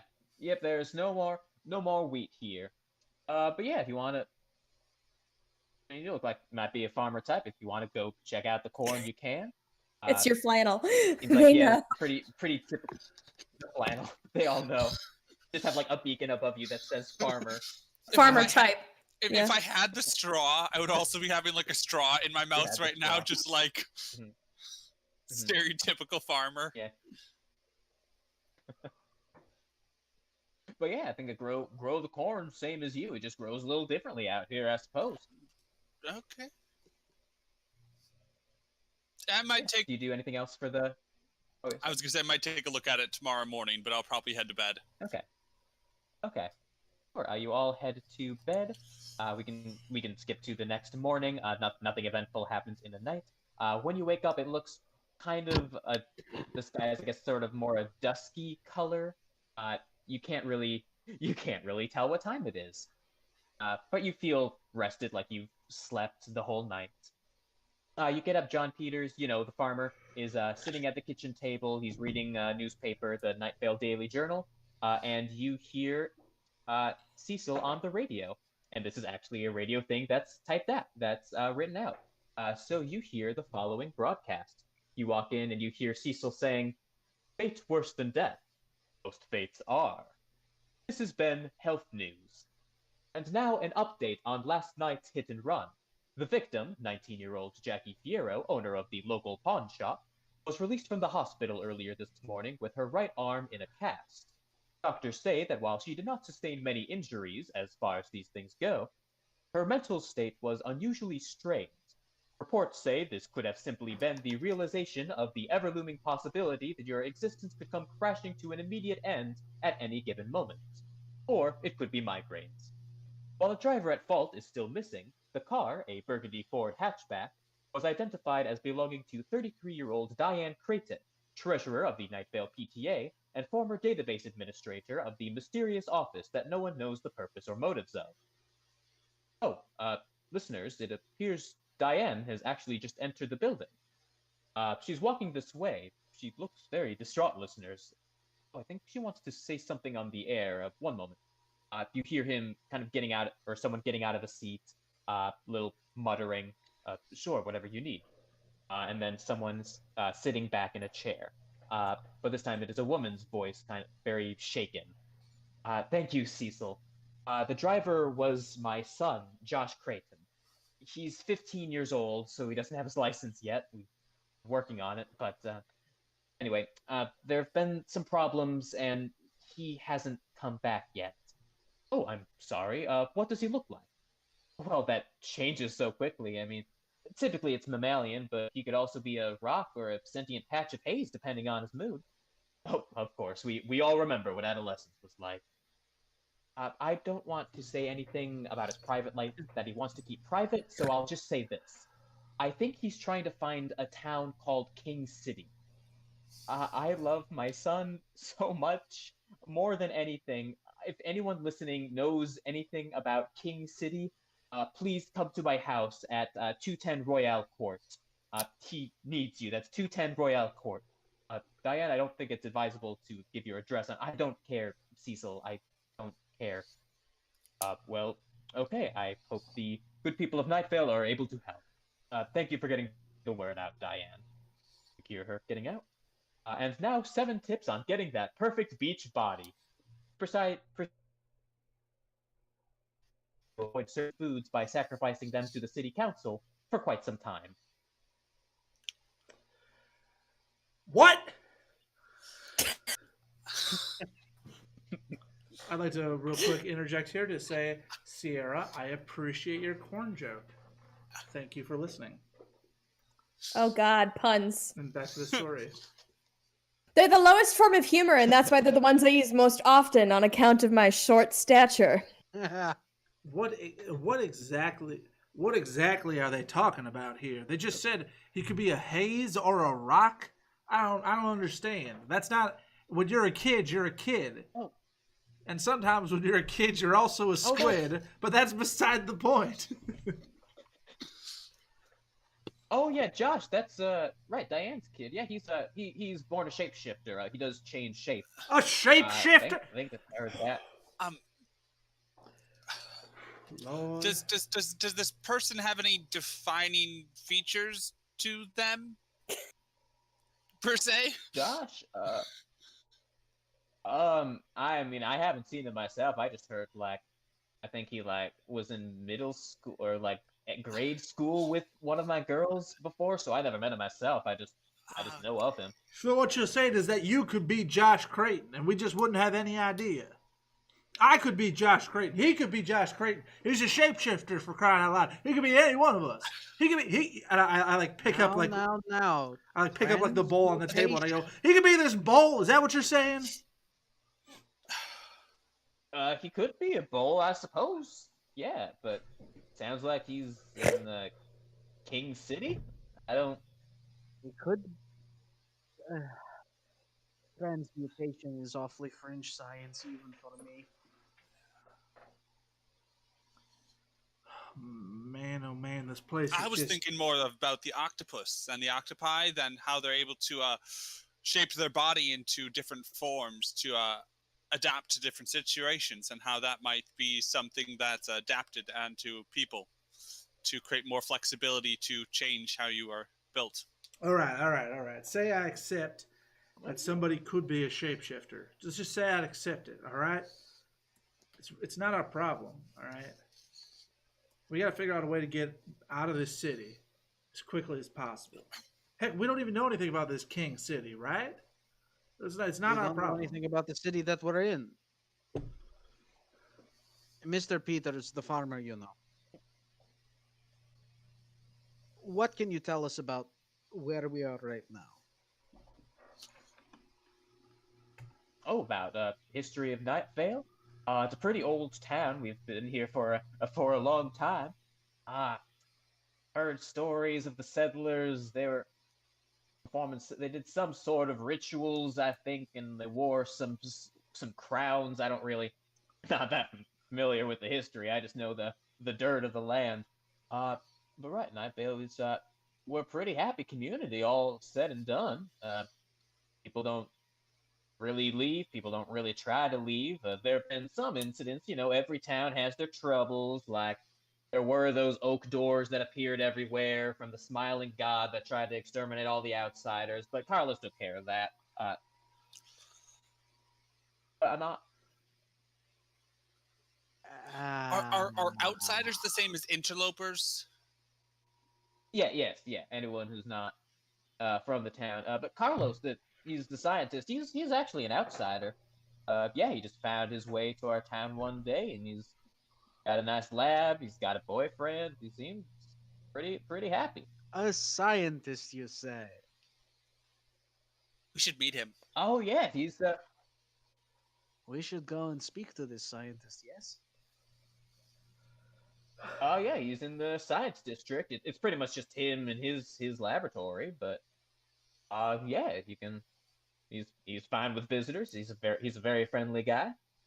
How do we get there from here, if you don't mind my asking? Oh sure. Here I might have a map of the town. Just for convenience's sake, he probably has some map to give you just kind of the geography of the place. You know where all the buildings are. But yeah, it gives you that, and he circles. Yep, the science district is right here. Diane Royale Court. I think Diane's house is here. Like, circles that on the map too. If you need to go there. Then here's farm. Here's Moonlight's All Night Diner. Just to give you a reference point. But yeah, here you go. I take it. All right. I think we will adjourn to. Shall we go to the car, gentlemen? We can have conversation there. Yes. All right. If you still need a place to, yes. If you want to talk to him, you can stay here in the meantime. As long as you need. Many thanks, Mister. You know the farmer. Yes. I scurry out of the house. I trudge along after him. And I follow after Bradford. I really hope we get to meet you soon, Emily. Depends on the decisions you guys make. This is all on you, homies. I'm pretty sure I know where the plot is going, but like I feel like my character wouldn't be the one to bring that up, so I don't know how to. The thing is, I know Connor wants to go to the scientist, but I really want to go to Royal Court. I just don't know which one brings us to Emily first. Yeah, well, you haven't shared the Royal Court with anyone else, so I'm going to be. It was told on the radio, and I told you guys about King City last night. I was showing you the thing. Yeah, but we weren't paying attention to what was on it. We were thinking you were doing some stupid magic trick. Okay. Well, I definitely think we should be going to Royal Court. Wait, why do you think? Why do you think we should be going to Royal Court? There was the man that we talked to last night. The one that the man in the tan suit with the deerskin suitcase. Yeah, I remember. Yes. Is it still in my hand? Have I been able to drop this piece of paper yet? No, it's still in your hand. Okay. You don't have to constantly hold it. It can't kind of like rest in your fingers. So you can you can use your hand, but I'm assuming that I just folded it up pretty small. But I unfolded and I go, King City. I need to talk to the lady about this place. Why? Why? Because I can't get rid of this piece of paper. What do you mean you can't get rid of this paper? Take paper out of hand. Tear it up. Tear it up. Get rid of it. Throw it away. I rip it up. Tear it up. The piece, you rip it up. You feel it tearing. The pieces disappear. It's back, solid in your hand. That's the one that makes me go like neat magic trick. That's the one that makes me go. Wait a minute. I punch the cigarette lighter in the door so it heats up, and I stick it on the paper in his hand. Yeah, you burn it like you're singeing it. You do see it burn, and you see the ash fall down, but eventually that ash disappears in it, and the note reappears in his hand. Wait, are you telling me that last night that wasn't actually a magic trick? This piece of paper is literally just disappearing from your hand and back into your hand? Is that what you're telling me right now? It can't leave my hand. So why do you think you need to go? So what makes this piece of paper so important? Okay, let me just assume that it is magic. Why do we have to go to this royal court? Assume that it is magic. Because that's where the lady is who knows about this location, the King City. Well, she said she didn't know anything about it. She said her son was searching. Yes, which makes me think that the man that we met last night is her son. Yeah, but how would when we talked to that man, he didn't say anything. Well, do you remember how old the man was? Or young? If he was a man? If he was a boy? A teenager? I know he was male, and I knew that he What do we even talk about? Somewhat drive a car. What do we even talk about? I don't know. For all I know, is this piece of paper could be him. He's a shapeshifter. Yeah. All right. I guess make an idea check. You can all of you make an idea or an intelligence check. Emily too. I'm not there, doofus. Oh no, I got an extreme success. I got a 17. Okay. So that's not an extreme, but a hard. I got a normal success. Okay. All right, you get. It's not a super significant detail, but you remember the radio described. Josh was driving a burgundy Ford hatchback, and you do remember the man in the tan jacket's car. It was a different kind of car. A burgundy Ford seems Pro. like the man is not a burgundy Ford. So the man wasn't Josh. Is no. what we're saying. Yeah. Okay. Fine. If you think that this is valuable enough, we can go in. We'll tell her. I'm sure the scientist will be there. So we'll go there first. Fine. Not like he can leave the town either. And we will tell. I am not on this train yet about not being able to leave, but we will see if we can. What's that train? Luckily, Connor doesn't have the stream up. Yes, not on train to Siberian. Not on train to Siberian salt mine. Get in car. I'm in the car. All right. I send up a plume of gravel behind me as we race off. Following the map that John Peters, the farmer gave you, you find the house pretty easily. Approaching, you still pass by like suburban houses, the little lone flamingos and gnomes and whatever else. And you arrive at her house. Seems like a pretty small, modest-looking place. There is a welcome sign on the door. It looks like there are a few other cars in the driveway or street around it. There's a welcome sign on the door. I was literally sign on the door. I was literally going to ask if that was intentional. And a welcome sign on the door. I was going to ask if that was intentional. Are there did I glitch out? Are there two welcome signs on the door? one is welcoming you and one is telling you to leave. I literally just It's not an turned, entrance door and an exit door. It's just. I literally turn to Adam and I say, Adam, just go tell the lady what you got to tell her so that we can get off and talk to this scientist. Just get out, go out and tell Knock, her. knock, knock, knock. All right. Waste of time. Opening the door, and Adam, you're like almost 7 feet tall, Yeah. right? You're like really tall. I'm very Okay. tall. You see a figure that actually towers over you. Ooh, exciting.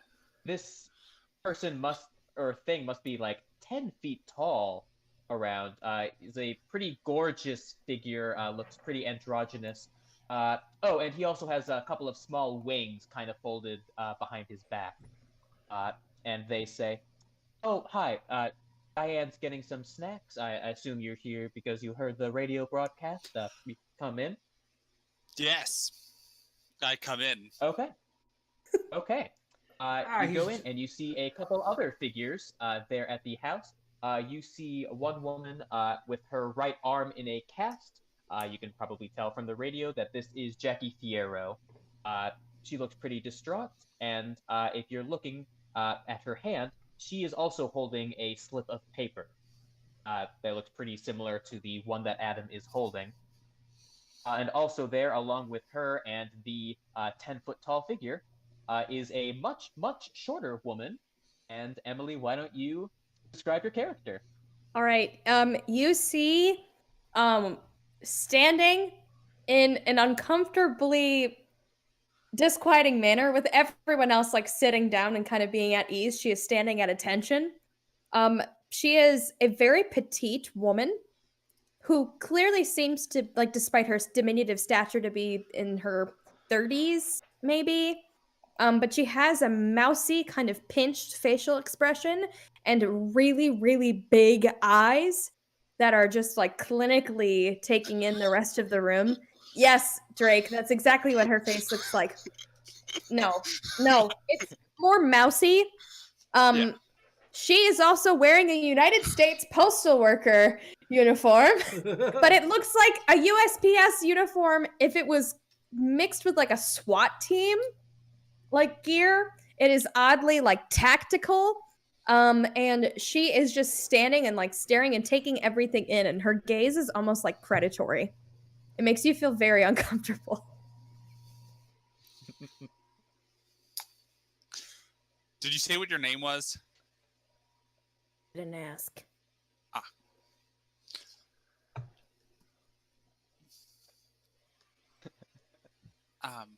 Okay. You stand in awkward silence for a moment as I'm Only waiting. awkward for them, not for me. I know. Stares at you. Oh yeah, she's fine. But yeah, then after that, I guess looking around the house, you do see many photos of who you assume to be Diane and Josh. I see a woman, looks pretty young, with a son in all sorts of different shapes. There's many photos. On some, he might be a deer. He could be a rabbit with antler horns. It seems like he can sort of mix up what form he is in. But you do see the largest photo is... Jackalope is of- not mixed up form. Yeah. This is legitimate. Okay. Okay, yeah, jackalope. Okay, And then make- also a jackalope with an anteater snout. There we go. Sorry, I forgot to mention that detail. Didn't think it was important. But yeah, and the largest photo is of Josh of what looks to be a teenage boy, around 15 years old. Pretty lanky. He has a pretty wide smile, but he tries to hide his teeth when he's smiling. Kind of, yeah, tall, lanky. Diane looks somewhat heavier sets woman. The recent photo looks to be she's like in her young 30s thereabouts. And then that same woman comes from the kitchen and says, "Oh, hi, are you here? Guessing you heard me on air?" I did hear about you on the air, and I am just wanting to find out what happened. Okay, yeah. I guess she may notice that. I think actually Jackie, the woman with her arm in the cast, she probably notices the note in your hand, and comments, "Oh, did you talk to the man in the tan jacket too? I'm guessing." I did talk to a man in a tan jacket. He also had like a deer suitcase or something. Right, yeah. Okay. Yeah, guess he's giving those notes to everyone, huh? I guess. Okay, yeah, I can talk a little bit about about that man too. Not sure exactly how it's all related, uh, but yeah, okay. So, long story short, Josh, his dad is not in the picture. Looking back at the photos, you do realize there is not a husband in any of them. Uh, he pretty much after Josh was born, he told me he had to get away. He moved, he said, to a town called King City. So he moved away about 15 years ago now. Um, and I, Josh knows that Dad walked out, but he didn't know that I knew where he was until I think recently. I think that's why he left.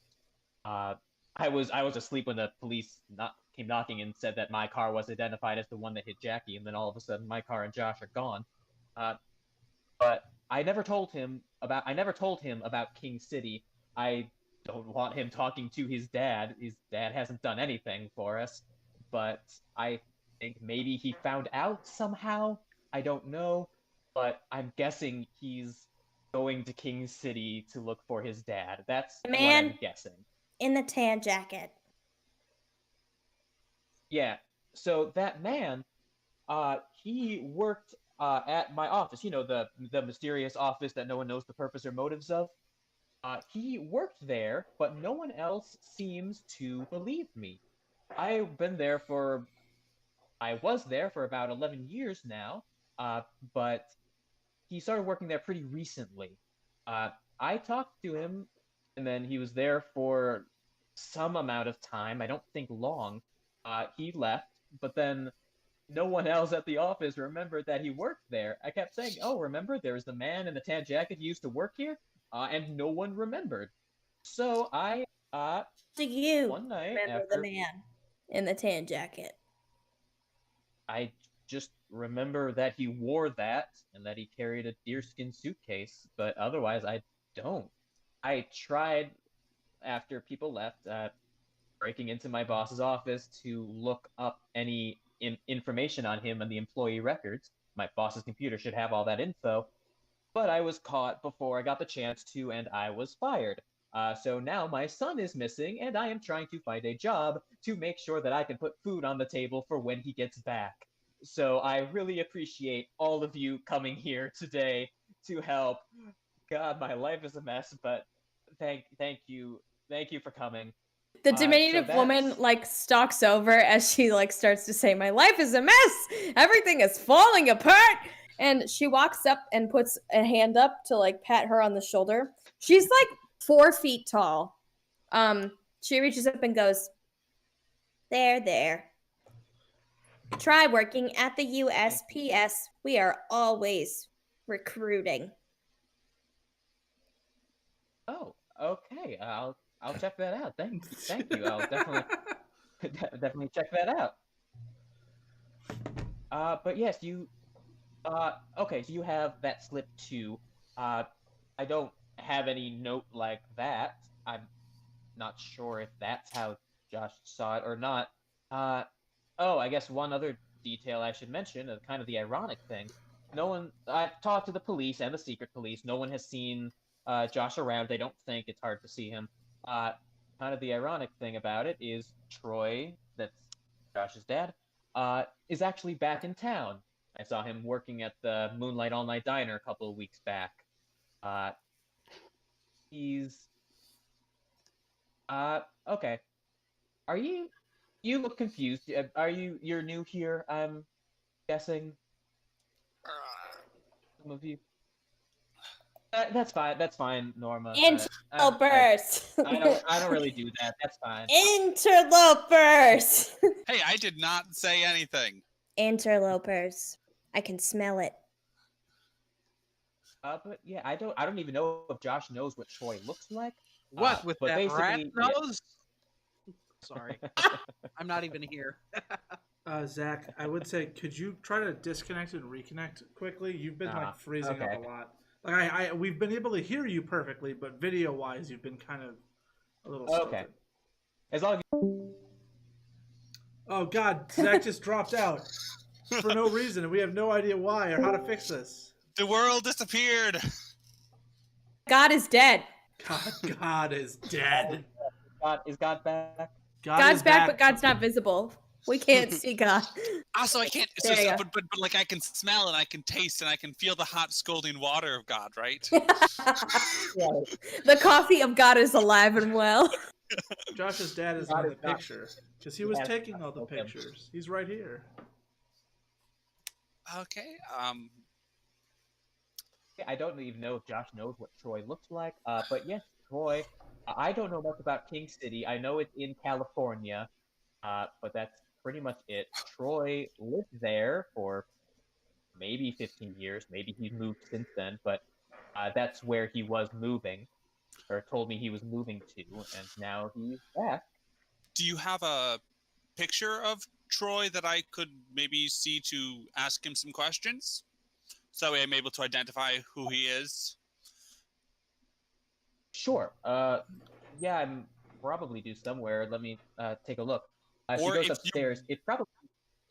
I was also going to say, if she wants to give me like a rough estimate, I could do a police generalization sketch of like the fakeness of.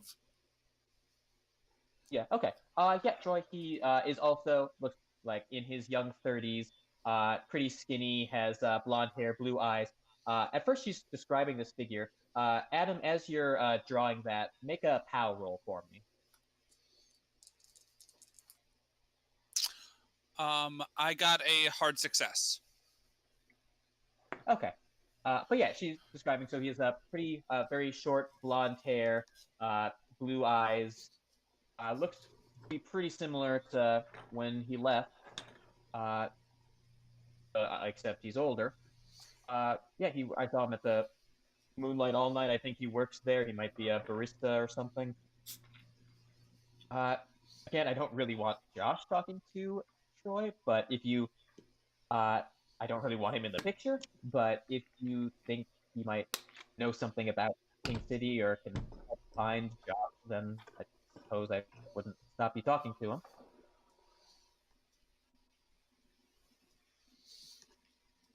Excuse me, miss.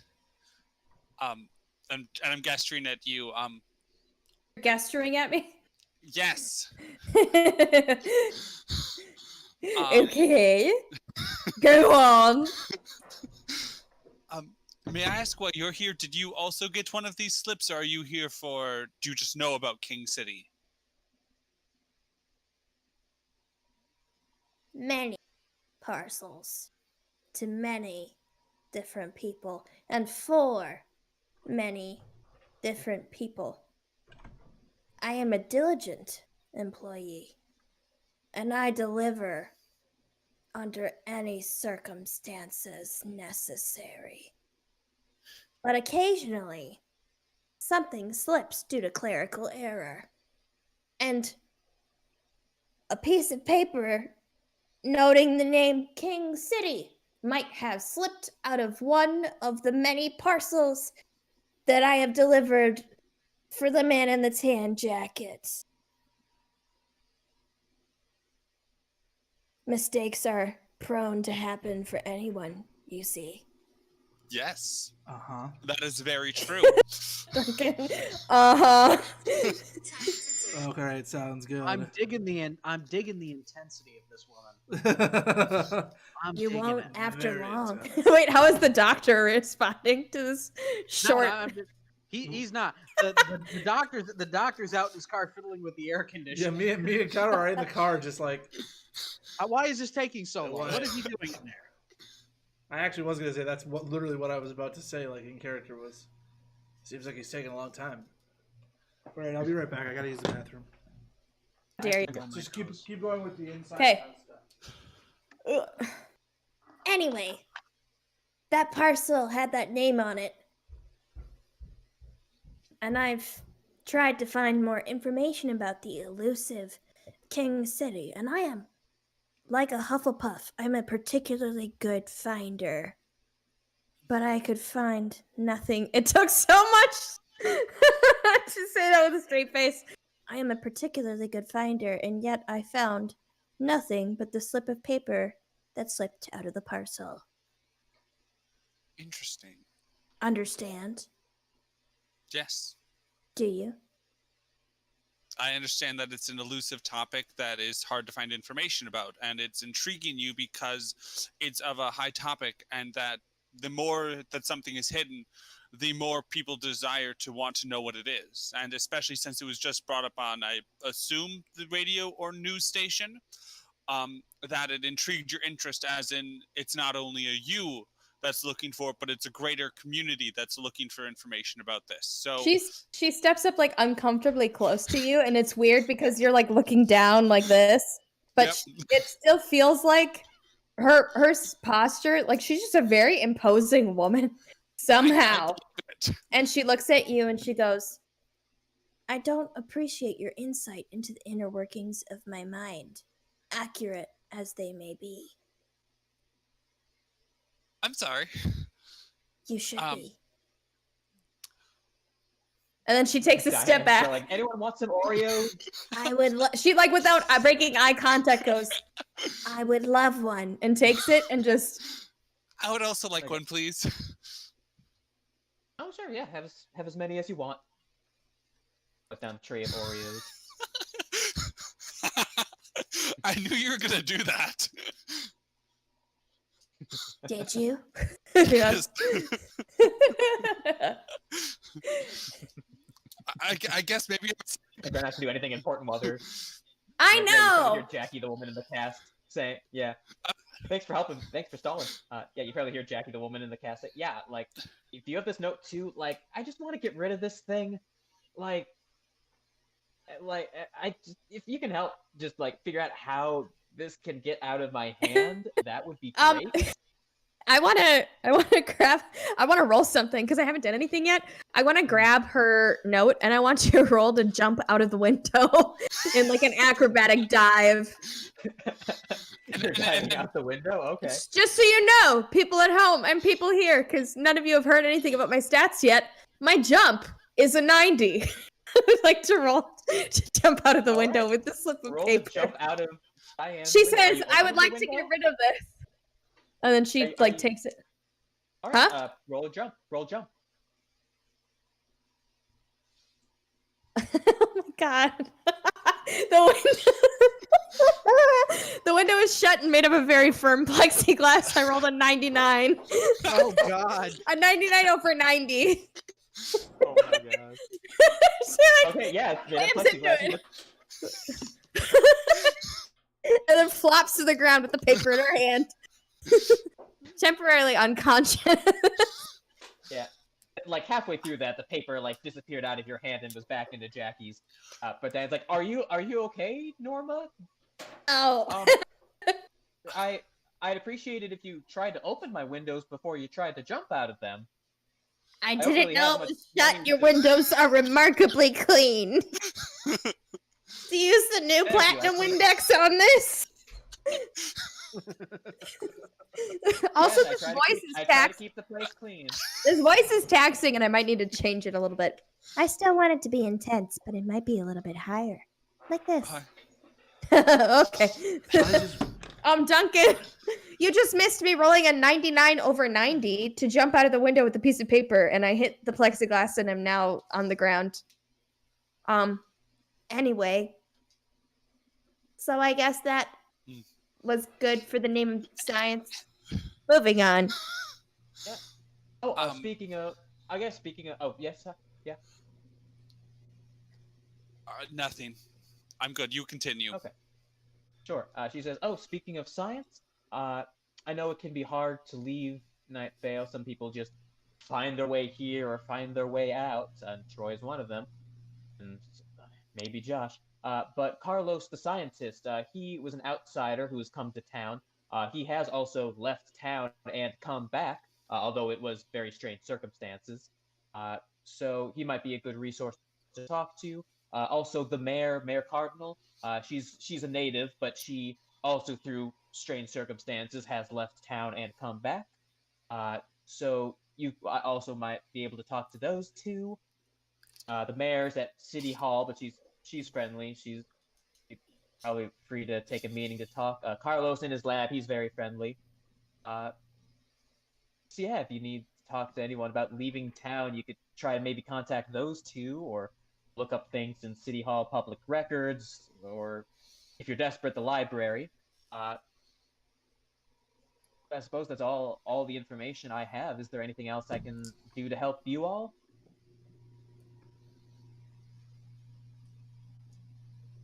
I would love to see Carlos. Well, Norma, maybe you would like to join me and my friends outside. We are on our way. I don't think you understand. I would love to see Carlos. Okay, if you would love to see him, you can join us on our way to see him. Have you heard about his eyes and teeth? They're perfect. No, I have not. Oh. Natural. I think Diane rolls like a hard. Diane rolls a hard success psychology to see if Norma is into Carlos. She's not into him. She's like extremely interested in his. It's almost like scientific in like the creepiest way possible. Like I want to dissect him and find out why he's so perfect. Not like I find him attractive. I rolled a 90. I rolled a 1 under my hard lady boner.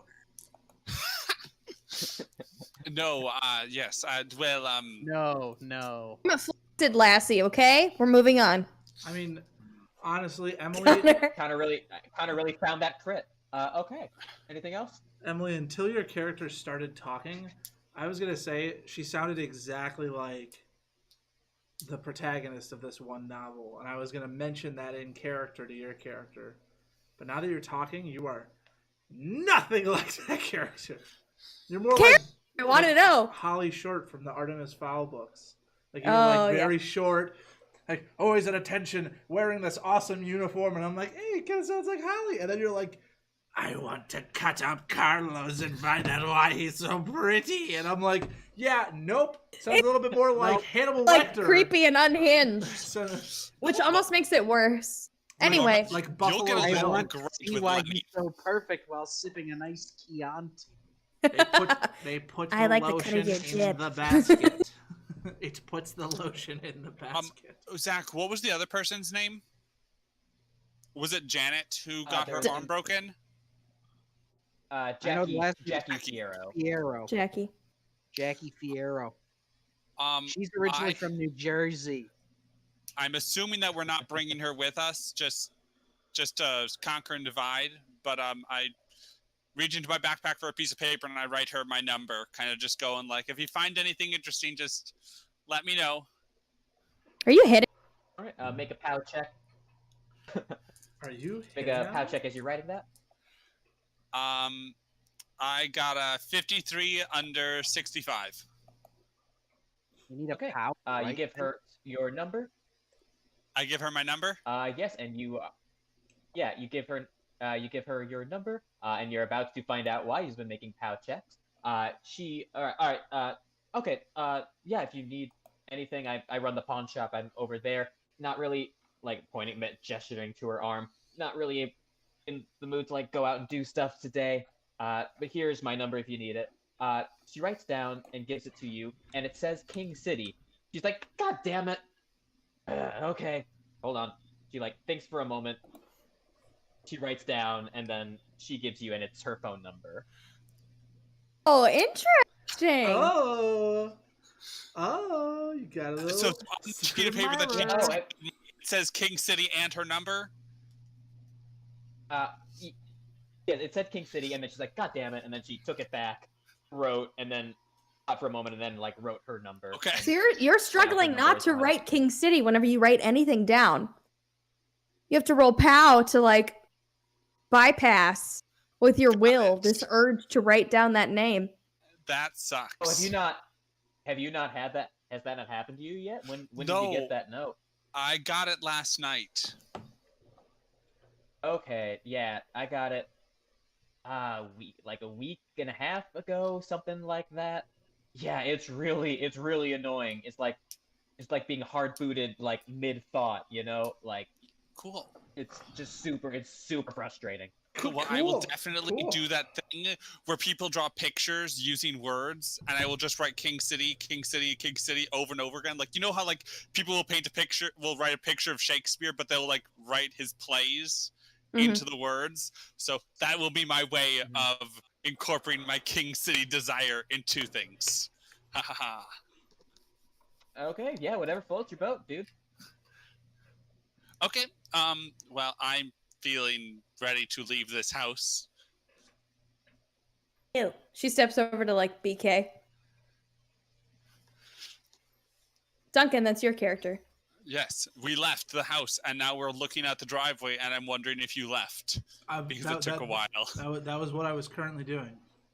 Oh. Oh. Okay. I'm going into my deep author mode of like hearing music playing in my head. I knock on the window and I go, Ford, Lenny, we're ready to go. We can go and see the scientist now. You see the eyes of Norma over the side of the car, peering in. Hold on, Adam. Who's this? This is I have come to enter into your vehicle. And she opens the door and steps inside. I have now entered your vehicle. This is Norma, and she just looks like a doll in the massive backseat of Emily. She looks at you and stares and goes, Norma Foxglove, at your service. And looks straight ahead. Obviously, she likes you guys more because she would not introduce herself to me. You didn't ask! I did Dr. ask! Lenny just stares at Not in looks at her character. in the rearview mirror. Emily, Like, what the hell? Emily, it's like that one scene from One Punch Man where like you come in and you're like, Norma Foxglove, at your service. And like Connor and I just turn to each other and we just go, what's with this sassy lost child?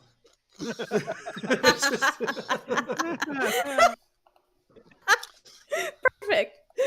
Okay, let's go to Carlos. Right? That's his name. Scientist Adam. All right. Dissection. You're gonna have to give us a little bit more information than just let's go to Carlos. Like, all right, Lenny can start the car, but you're gonna have to give us a laydown on what you just took approximately 30 minutes talking to a bunch of people about. Is it? What was that? Bradford, is it? Yeah, it's Do you fully understand the mysterious? This is really hard. My character's like avoiding eye contact of any kind. No, Yeah? she's making aggressive eye contact. No, I know, and so he's But like, you're like, the front, oh, you're yours in the front seats, Yeah, right? I'm Duncan, like- your passenger. yeah, I'm like, It's aggressive Can eye more- contact through the rearview mirror. and I keep like looking Can in your like other feeble places. mind even begin to comprehend the nature of this enigma of which we are chasing?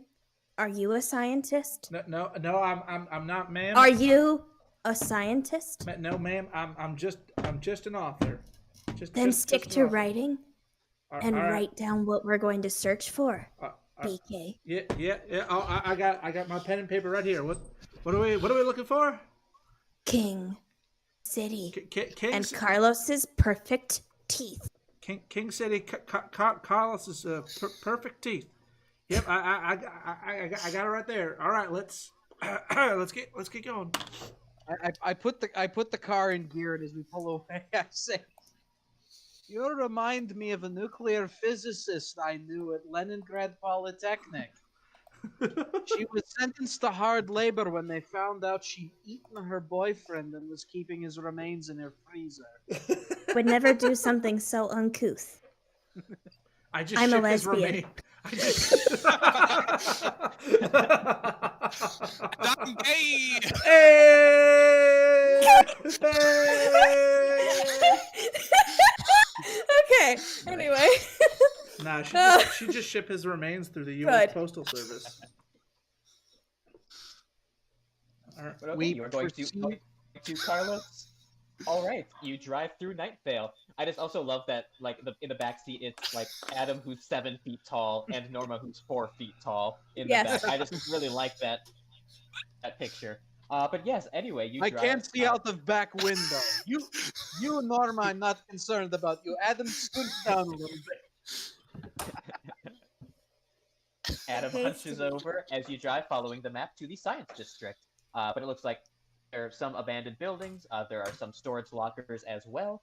But it looks like there's one main bustling laboratory that it looks like some people are going in and out of.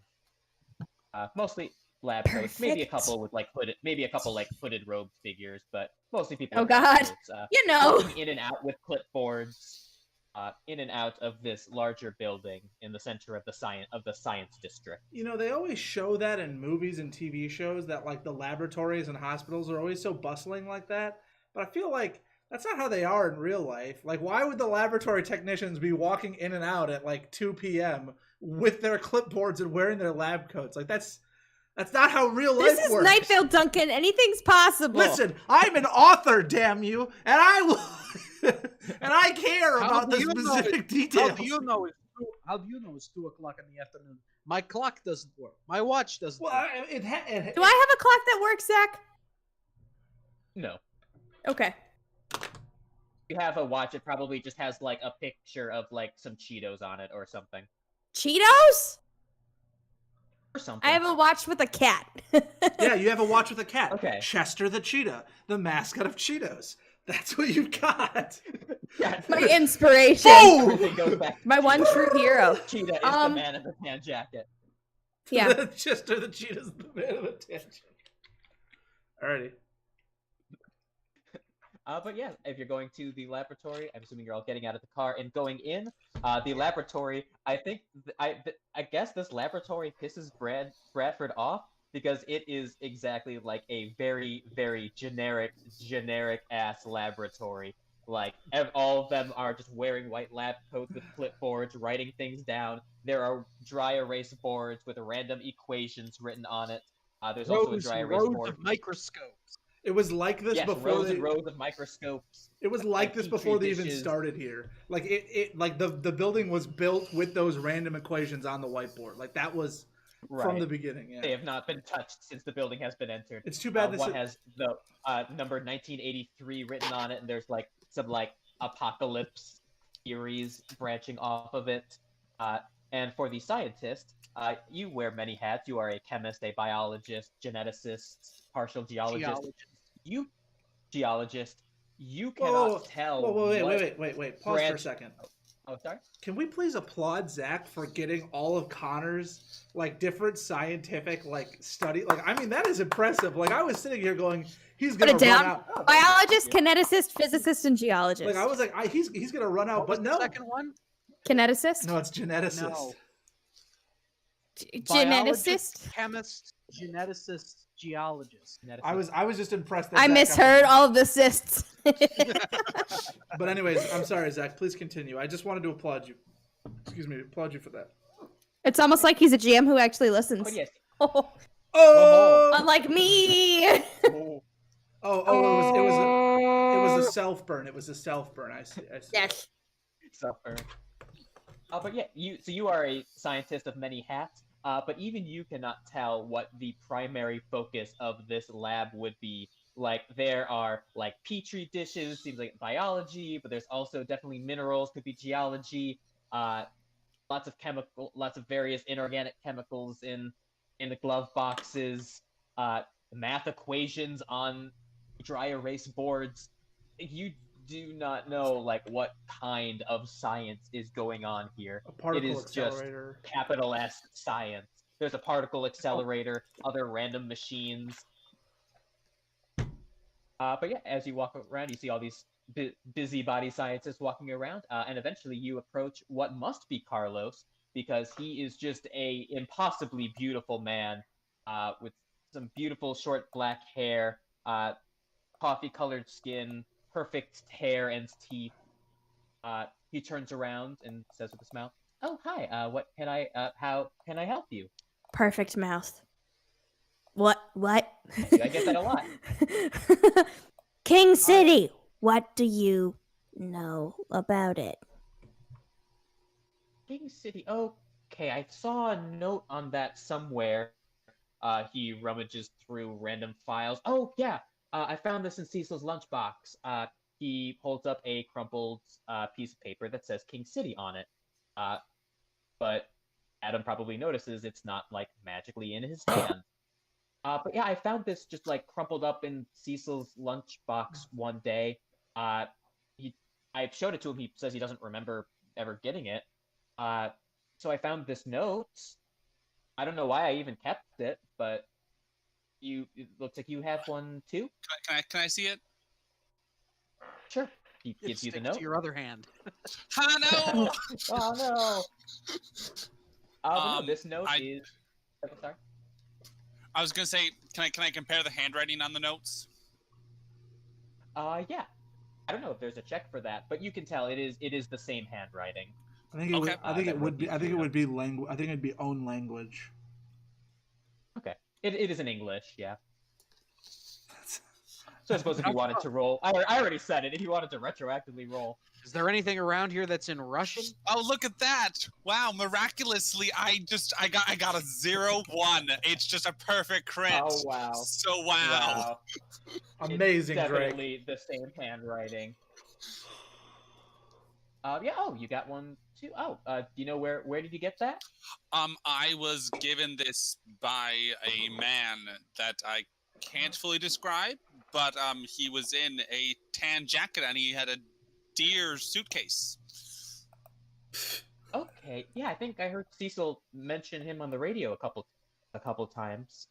I don't really. The town, I know it.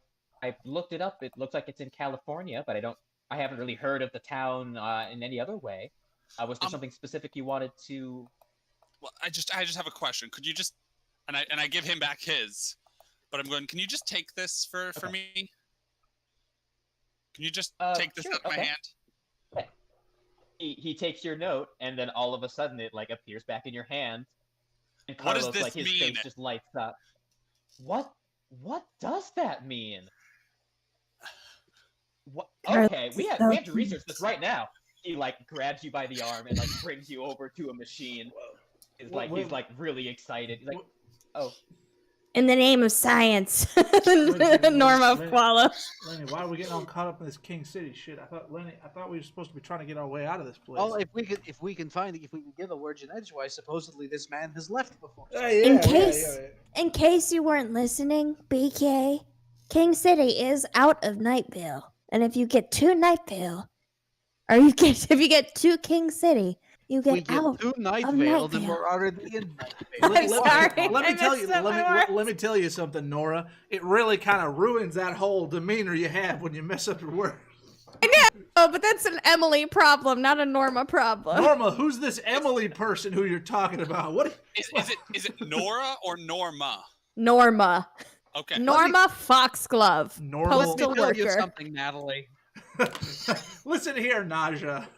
If you call me the Listen here, wrong name Nadia. again, drop kick you so hard in the nards you will never be able to sire children. You won't be able to get a kid in, little lady. Come on, put him up.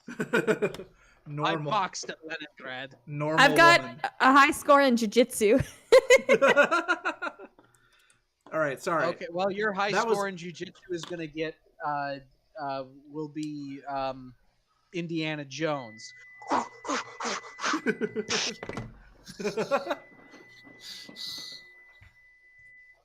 Okay. But yeah, see, Carlos is very, very excited about that note. He grabs you by the arm, brings you over to some machine, and he hooks up some like electric nodes to a piece of paper. Not that would ever work, because that's for organisms. But I'm aware. But he hooks that up to one end of the machine, and the crumpled note that he has to another. And you see just like pieces of paper generated on like data of these two pieces of paper. It's like, has anyone seen that episode of SpongeBob where like Plankton controls SpongeBob and like makes him throw a Krabby Patty into a random machine that tells you what the ingredients are? Yeah. It's basically that, where it just reads off just like the material of this paper. He notices it looks like normal paper and normal pencil. The note that you got looks like it was written a day or two ago. The note that he has was written maybe a month or two ago, as far as like when the graphite was written onto that paper. Just that's interesting. Instant carbon dating, my God. Oh yes, we actually just got this machine up and running just a couple months ago actually. Are you interested in carbon dating? Yes, I'm interested in all sorts of geological time. Oh, wonderful. I'm interested in carbon dating too, but I guess what other kind of life form would you be dating? Sorry, it's a science joke. Silicon based. Oh, if you're into that sort of thing, I don't judge.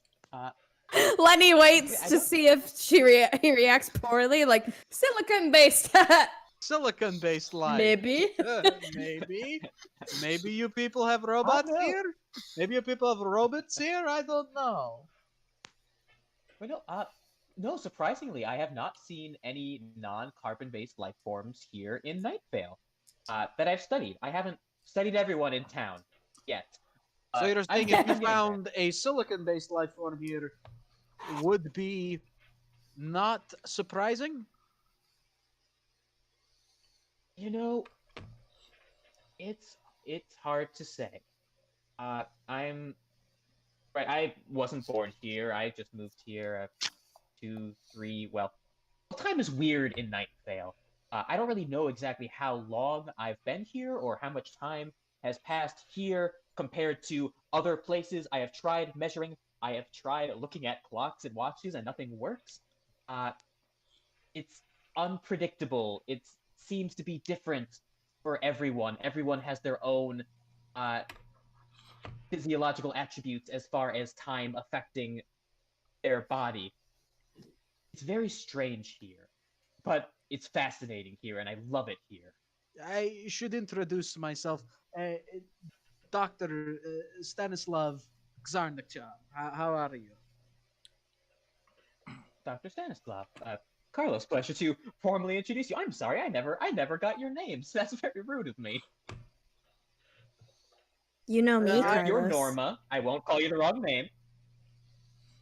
I am a scientist. My friend here with the note stuck to his hand is burgeoning scientist himself. We are, as you are, not from here originally. Okay. Oh wow, wonderful. It's been a while since anyone else found their way here. I hope you're liking it so far. Yeah, are you adjusting pretty well? He looks around. No, I'm not adjusting very well at all. In fact, the only nice thing I've gotten since I got here is when that laboratory man just walked by and gave me a few slices of pizza. That was very nice of him. That's the one nice thing that's happened since I got here. I wouldn't eat that. What do you mean you wouldn't eat this? Or is there something wrong with my pizza? Oh yeah, you don't. Gives you a pizza. What, you think they're having pizza party, or are they trying to blow you up like hot air balloon? Oh, we have regular science pizza parties. Although, I don't know where Greg got those wheat and weed byproducts. Anyway, I hear tell that you actually have come and gone from Night Vale yourself. Yes, I have. It was a very weird thing. There was this company here, that may have been connected to the secret police. It was hard to say where they came from, but they were worshiping this smiling god. Long story short, these oak doors appeared all over town, and they forced all of the outsiders outside, and we were lost in this like other desert world, other dimension type thing. But eventually we found our way back. Dana really stepped into a role as like leader of these like rove brigands that took out Stridex Corp to defeat the Smiling God. The doors disappeared, so we're all back now. We're fine.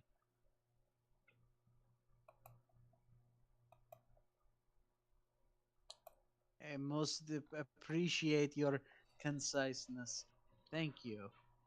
The only issue is I what turn around and just walk away.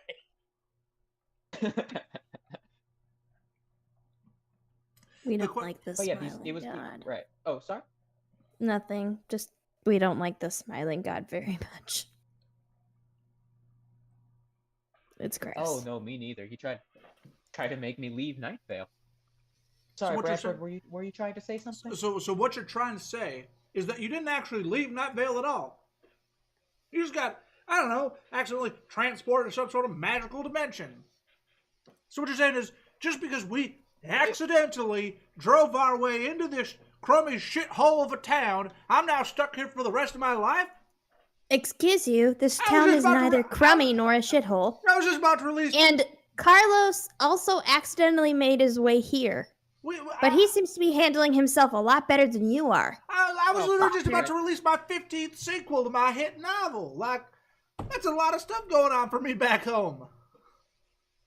I had a girl. I'm I was missing in- my book signing! I was supposed to have a book signing tomorrow.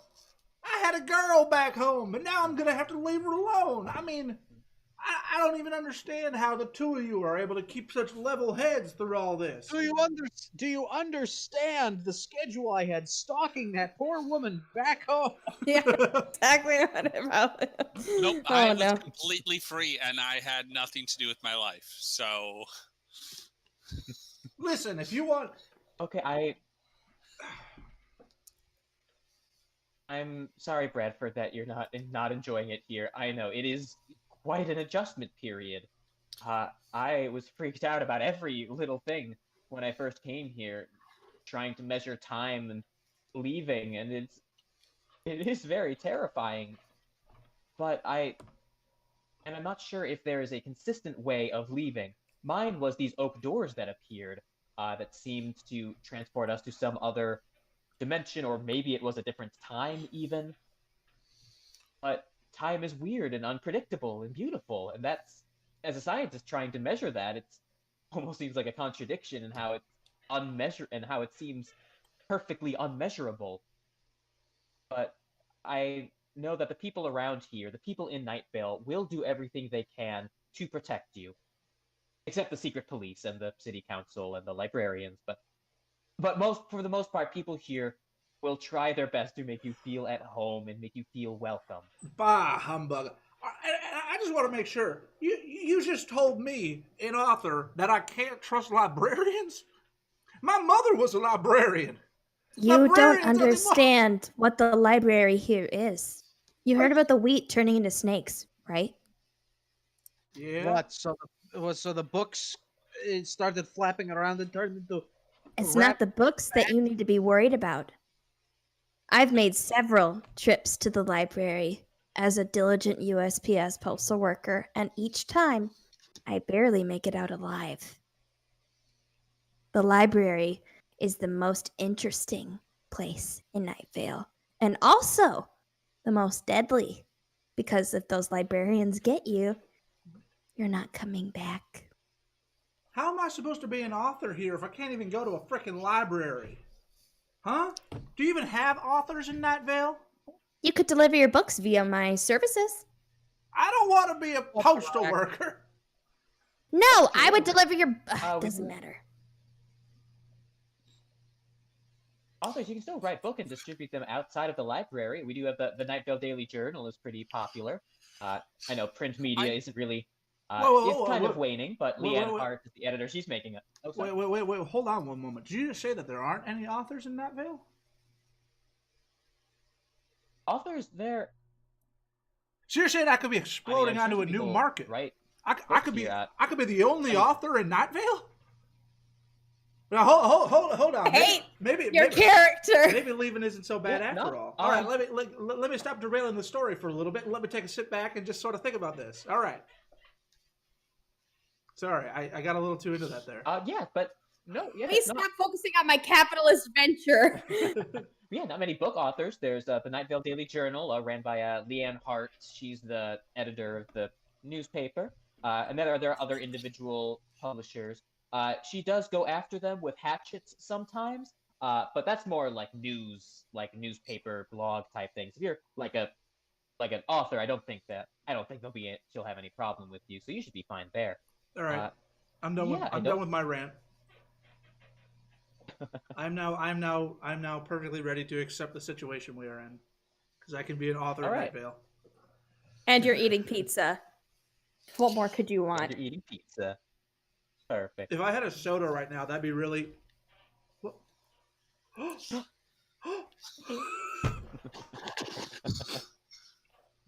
Greg, thanks for the soda, man. This is a really tasty look, and it's even called Spurt. That's a little different. No problem. Spurt's my favorite. Dude, I love Spurt. Spurt is the Titus. Spurt is a Titus family favorite. Hey, Titus, would you like a little bit of Titus Spurt? family recommends. Titus, would you like a little bit of Spurt? Oh no, I'm spurted all over your Titus. Like Yeah, this is the Titus handmade flannel. You got it all over the Titus. Oh God. It's like the beginning of a bad porno. I brought you your pizza, sir, and a Spurt as well. I'm sorry. Moving on, I'm really Carlos. Sorry. I'm sorry, Carlos. What were you please. saying? But yes, what was Night Vale, walking back, King City. Right, King City. Well, I know you could look there. I mean, you could check the library if you wanted. You could also check city records, like public records at City Hall. Might have some records there for you if you're looking for King City. Specifically, as far as methods of how to leave, that is trickier. Mine was pretty random. And that's the same for the mayor. And leaving wherever you went to just brought you back here. So we're not going to assume that that's really counting as leaving Night Vale. I mean, leaving Night Vale and winding back up in Flagstaff, you know? Not going somewhere else.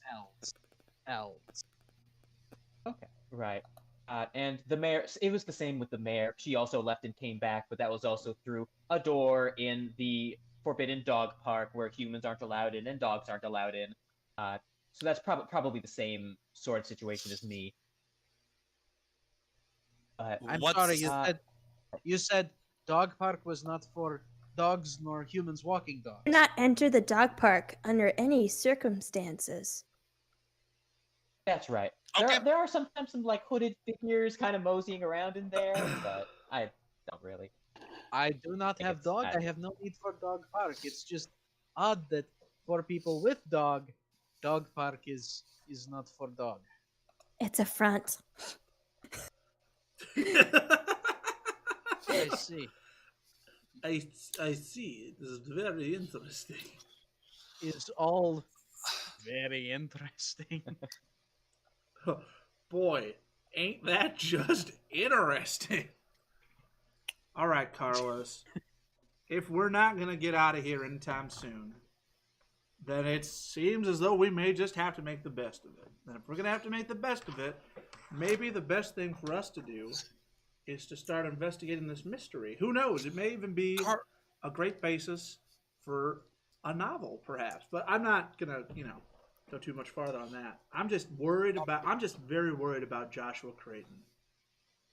Carlos, this is another realm of scientific inquiry that you might be interested in. But I was talking with Jackie, and she said it might be something that I'm conflicted with. But because we have these pieces of paper that won't disappear, and we can't get rid of, our mind wanders to King City. So whenever she wrote something, she would always write King City without even thinking. I pull out the piece of paper that has King City, then her phone number, and then is there a way for me to like roll with disadvantage, like attempting to clear my mind and not resist the King City? Like I'm just like, I want to fail. Is there a way for me to fail on purpose? For that, yes. You do. When you were writing, you did feel like, I guess, a little mental tug that you just kind of ignored. Carlos doesn't have to tell you. You can, or Carlos wouldn't necessarily even know. But you can purposely fail if you want. Okay, and that's kind of what I was going with. Is I was going like, he can plug me into a machine if he wants to like read how my brain is working as I'm trying to write a normal thing, and then feel the tug to write King City. So then I do it so that way, like, who knows? Those weird marks might just spell out King City on the machine. Who knows? Oh, sure, if you want. Yeah, I can hook you up to see like, get kind of a brain reading to see like what areas are to see what areas are stimulated when you're feeling that sensation. I hadn't heard of that sensation, or that writing King City thing before. Sure. He hooks you up to a different machine. I guess it kind of has like a cat brain scan sort of thing, where you can see like the brain, you can see like what areas light up based on what you were thinking of, and then you begin writing. I begin writing, just discussing about the invisible corn. Okay. And and then look at that! I got a 98. I fail. Oh wow! Okay, right, you fail. Carlos does seem interested in those readings as you write. You just write the words "King City, King City, King City" over and over, and he's writing. Okay, it's like your brain. It's like it's wandering, like you're lost in thought. But there's also an pretty sharp focus, like you are intensely focusing on what it is that you must be writing down. So I don't know why this note is producing this effect, or why your note is producing that effect, but mine is not. But right, it seems like it's assigned to you. It's almost a quest or something. I don't know what that really could mean. So like this slip of paper that I can't get rid of, it's like a ticket that'll get me to King City. She goes, no.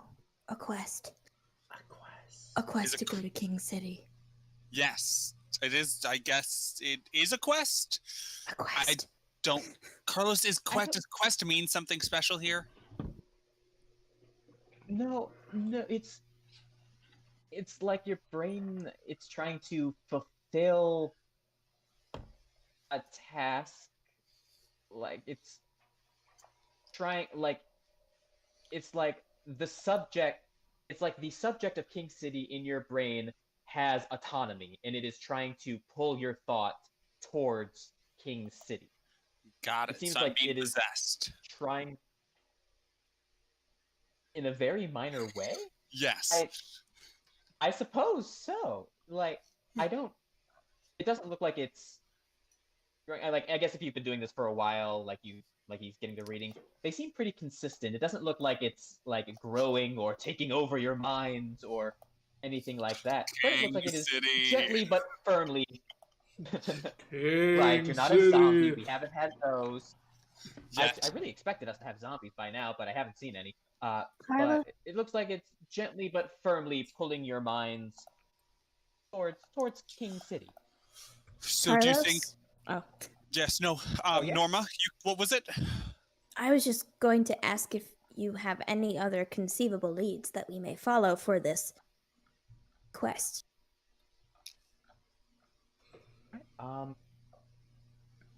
King City, for finding information on it, again, the library or could be a place to learn about that. And the mayor is very nice. See that King City, has anyone gone to King City? I know I heard on the radio you mentioned Josh. Troy. Josh was looking for Josh's father, Troy. I hold up the picture that I drew of him. Okay. It's a police portrait. Oh yeah, I think I saw him working at the movie theater. Okay. If he's here, then if he's been to King City, then to talk to him. Wait, does he work at the movie theater? You said. He's also a barista. Yeah. I saw him at the movie theater. I don't. Maybe he's. Or we could find him at the police office. Or at the attorney's office. I deliver a lot of mail to him everywhere. But hasn't he only been back for a short time period? He has many jobs. Okay. How can one man be so many jobs? Wait. How can they be? Oh, Kitty! Chichen. Kitty. Oh, yeah. Is he the baristas? Yeah. Oh, okay. Yeah, okay, that's easy. He has multiple forms. He has multiple forms? I do not understand again. His son is a shapeshifter. It's not that difficult. Yes, he is. I haven't brought him in. He doesn't really want to, but like I'd love to do some research on him. It seems like he has multiple forms. I don't think he's like they're not all linked. He's not the Borg.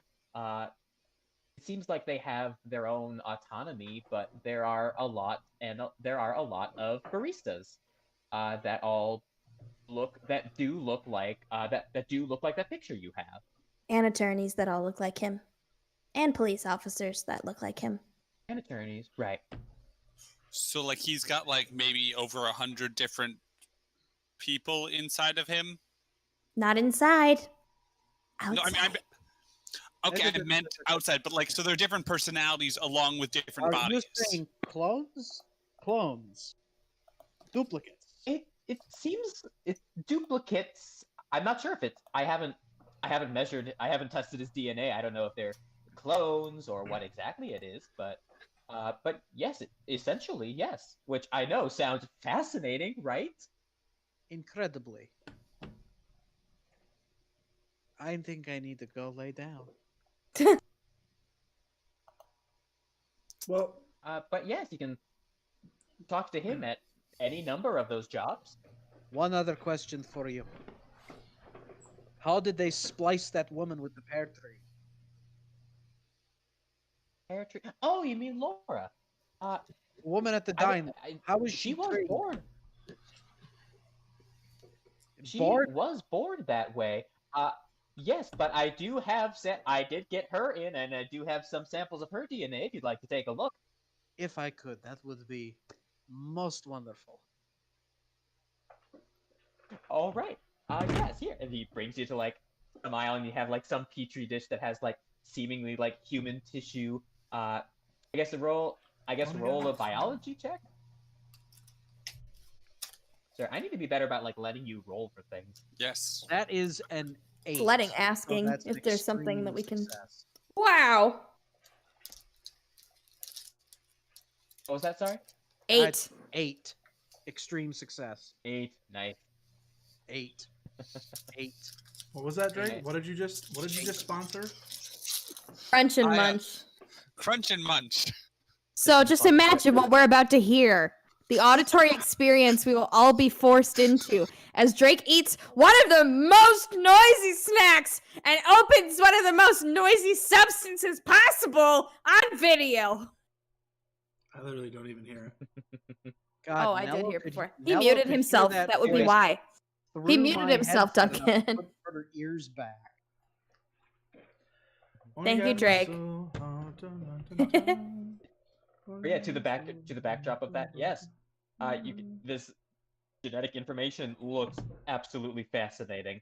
You can see it does just look like human DNA mixed with plant DNA. It's sort of hard to describe. Her genetic makeup is obviously different from anything that you are familiar with in normal humans. It looks like the combination looks much cleaner than what I assume you have worked on when you were like genetically modifying humans before. Yes. But this Carlos, splicing is very clean. Very clean. I know, and like there's no interference with this at all. Like, if you want to like observe some samples, or I don't know if I can grow more petri dishes. If you want one to take with you, if you want a little souvenir. When I am ready to leave, if I could take something like this, would be culmination of a lifetime's career. Let me tell you. But now is not the time. We thank you very much for your time, and I assure you we'll be back. All right, sounds good. If you And need we anything else, shuffle. let me know. All right. Bye. Jen, Bye, I Carlos. saw her DNA. It was nice to meet you, Carlos. Nice meeting you all too. All. Okay, what do you do? I want to go to Troy. Let's find Okay. Troy. Let's Or find one Troy. of the Troys, I guess. Troy Bolton, he's my favorite. I think we should go to the diner again because we know Laura. But that's just me. Norma knows basically everyone because she delivers packages to everyone. Yep. So I've got the lay of the land. Which job? Which Troy seems to be like the most talkative of the ones I've delivered packages to? Or are they all? I know that. Wait, hang on 1 second. Troy Walsh is a friendly and helpful Night Vale resident who is also childishly irresponsible. So which one will be the most friendly and helpful of the ones I know? Okay, sure. Let's see. One's there. I guess maybe one at like the movie theater, probably. They all seem pretty like personality-wise pretty similar. Mhm. But I suppose just the nature of his job, I imagine he's just like person like taking tickets and things. Mhm. So he probably just by nature of his job is able to talk more to people. Mm-hmm. I mean, the He's not, like, barista at the probably front, would like, be where he's, able like, busy to, cooking. too. Okay, or a barista. It's kind of a horse apiece. The movie theater one is pretty good. The barista one's okay. Why don't we speak to both of them? Let's The split the barista party. ones, do they have the real coffee or the invisible coffee? The invisible coffee. They have real coffee too if you ask for it, Oh, thank God. but you have to ask for it. I will ask for it. Thank Try you. the invisible pie. I'd like the are we real wanting to coffee, split the please. party? No, I'm gonna follow. Wait, who's going where? I want to go to the movie theater. And Connor wants to go to the Movie diner. theater, movie theater first. Perhaps we will get some invisible popcorn. I wonder if the movies are invisible. It's not invisible, it's imaginary popcorn. Imaginary corn and imaginary popcorn. It's just not real. We crank up the car and we go to the movie theater. All right, you go to the movie theater. The night, I don't know what it's called. The Night Vale Cinema. You pull in. It looks not too heavily visited. What Though movies there's still definitely. are on play here? Ooh, let's see. There's Woman Shrieking. There is Taxes. And then there's a picture of a squid. There's like some people taking pictures of that poster, so squid looks pretty popular. That one's my favorite. Ooh, what's it about? There's not. It doesn't even have a name. It's just a picture of a squid. It's Like, a the picture of movie a squid. There's no like title. So like when people talk No, about I want the title to be a picture of a squid. There's no Okay, image. it is called a picture. It is But called we a ain't picture of we a ain't squid. here to watch no movies now, aren't we?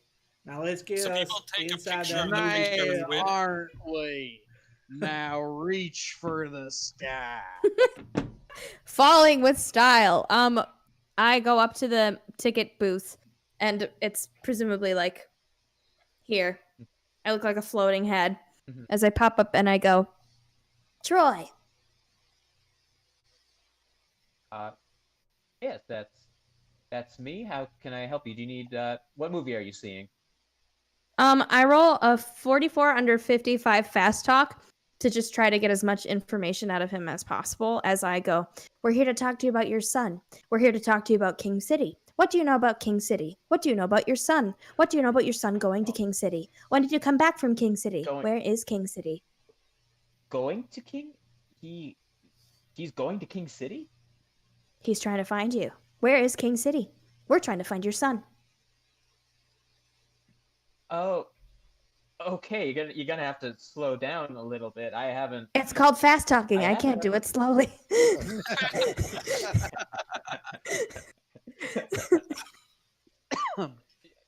Yeah, you're gonna have to slow down. I haven't talked to him ever. Noctem, we're asking you about King City. Tell us about King City, please. Okay, yeah, King City. I moved there like 15 something years ago. How'd you get there? How did you leave Night Vale? I don't I don't really even know. I knew I had to leave town. There was just a lot of things here I had to leave behind, and I Like found your myself. son? I'm just kidding. I'm sorry. She doesn't say that. There you go. If you don't want to go to Night Vale, you wind up in Night Vale, and if you have to leave Night Vale, then you can go. But whoever needs to leave, ugh. I Mm. Yeah, walk I out of don't. the car and start smacking my head into the roof. While that's happening, unperturbed, she asks, Norma asks, "What do you remember about getting to King City? What is it like there?" I Getting showed the piece there, of I paper. just drove. Oh, I think some of the Troys, actually a decent amount of the Troys back in King City, have that note. Was that that man in the tan jacket? I don't. Affirmative. Okay, who the hell is that guy, right? I don't like me and other Troys have seen him, I think, a lot, but I But who is he? don't really. But we don't know what he looks like or anything, man. It's so that guy freaks me out. Well, how I did you don't get to know. King? Once you got to King City, what is King City like? You said there's other Troys there. Yeah, most of us are still in King City. It's an all right place. It's a small town. You can roll a psychology check for Oh, I can't. you can roll a psychology check for that. Psychology people, roll your check. I got nothing. I'm gonna roll it anyway to see if I get under 10, and I don't. Haha. I'm gonna see if I get under 1. Oh, it's a 10 minimum, Duncan. He took 9 points out of it. Yeah. Oh, I didn't put any That would be points. I didn't put any points. Interesting if you could do that. I didn't put any points into it. I thought I did. So It's failed. base 10 anyway. I failed. Okay. Yeah, he says it's an all right town, small town. Most of us are still there. Some of us came back here. We do want to talk to Diane eventually and see if we can like try to make it up, try to get into their lives. It's kind of personal stuff. You don't have to share anything too personal. You don't have to share anything too personal with us, Troy. I understand. No, of course not. You don't need to share anything personal with us. If we need something personal, we'll just go to another one. Yeah, another Troy who's a little bit more open with their personal life. Oh yeah, if you want it, yeah, pass the buck. Go ahead, man. Yeah, we're not like hive mind connected. I know it's kind of hard to understand like how exactly we work. We're pretty similar. We kind of split off from like one moment. You could kind of almost call it cloning, where from like that split point, we live separate lives. We start off, I guess, You stood in front of the Hadron Collider, and bosons hit you, and you split into a million of yourself. Yes, all makes sense. And I don't think we're going to get there. I really couldn't hear what you whispered, Connor. Listen, I don't think we're going to get very far here. It does seem as though this Troy fellow is not going to give us much information. When did God, now I've split off, and there's another one. when did the man in the tan jacket first approach you about King City? oh, King City. Well, I mean, he first approached me in King City. When was that? I feel like I've seen him there, or we've seen him there a lot, like pretty much the whole time. She like turns her back to him as he's like talking mid-speech. If we find the man in the tan jacket, we find King City. Great. the The man in last- the tan jacket, no one can describe. How was that going to happen? He's got a tan jacket and a deer briefcase. What more do you want? And I feel like when we talk to him, we're not going to be able to continue a conversation with him because of whatever this weird thing about him is. We're going to have to find a different way to investigate this conundrum. Hey, Bradford, you need to get a deerskin briefcase. I was going to say, I'm wearing a tan jacket. You're wearing the tan jacket. Norma, you're more connected into this sort of... Norma, unfortunately, it seems that one of our party has vanished. I'm Connor now. No, wait, he's back. Oh, he's here again. It's Quirk of the Night Vale. Norma, listen. Adam, did you just phase in and phase out of existence? Yes, I folded up into a slip of paper like this note that I have because I'm actually from the video game Paper Mario because that existed in 2015. Fascinating. Yeah, unfortunately for me though, there were 2 really good Paper Mario games, and then a third one with a pretty decent story. And then shut unfortunately, Sticker Star really just drove that series into the ground. Can we play more? Troy's like, I know, right? I hated Sticker Star. Can we play more modern Cthulhu games so that I can just use the role play as a vehicle to say my video game opinions? Listen, this reminds me of the 5th case from the 3rd Phoenix Wright game. Words. Zach, wait, In Professor we Layton, can't the because Duncan's diabolical in charge of the box. channel. I was about to say we could mute him, but we can't. Anyway, Norma, listen. It seems as though when people talk to the man in the tan jacket, they're unable to control the flow of the conversation, perhaps? we won't remember either, but that doesn't mean that he can't lead us there. What If we even makes you find think he's gonna convincing help enough us? material to get him to lead us to King City, maybe we get to King City. You do provide a convincing argument. But we do need more information. And she like looks away before looking up with this like glint in her eye. And she goes, do you guys want to go check out some books? I love books. Almost as You don't love this love kind. reading. almost I as do much love as I reading. love Titus. Do you have guns? No. I do not carry a This gun. is a movie theater? Not at the movie theater, you dunce. We're going to go to the library. I have my sidearm in the glove box. I don't know how to shoot a gun. If you have to shoot, shoot to kill. And then she goes to the car. She like trots over. I've only then gets in ever- the back seat. Please Bye, tell me Troy. that. Please tell me that Norma's arms don't move when she walks. They don't. They're held tight to her side, and only the lower part of her body moves. When she She's turns, tightly wound. when she turns, she goes. She turns like this. She goes. Vroom, dun, dun, dun, dun. Comes to Yeah. a complete stop. She only moves in right angles. Makes it really hard when she has to go on a diagonal. She has to go. Dun, dun, dun, dun. She's got a jump of 90, so maybe she just hops. She literally just jumps places. Well, Yeah, I guess as you're going, Troy. Oh, sorry. I have basic knowledge of how to use a gun, but nothing. I'm not trained or anything like that. It's not really related to my occupation, and it's not really a personal interest of mine either. So I don't. I learned in the military. What does Troy say? Oh, he just says like as you're going. Yeah, sorry, couldn't be more helpful. I do really want to know more about the man in the tan jacket. I will say, like I'm pretty sure I've seen him pretty early on since moving to King City. I think.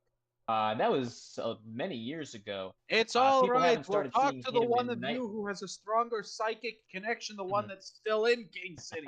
And I slam the door shut on the car. Troy. People haven't seen the man in the people haven't seen the man here in Night Vale until pretty recently. Recently. Like a year. Norma So, turns and like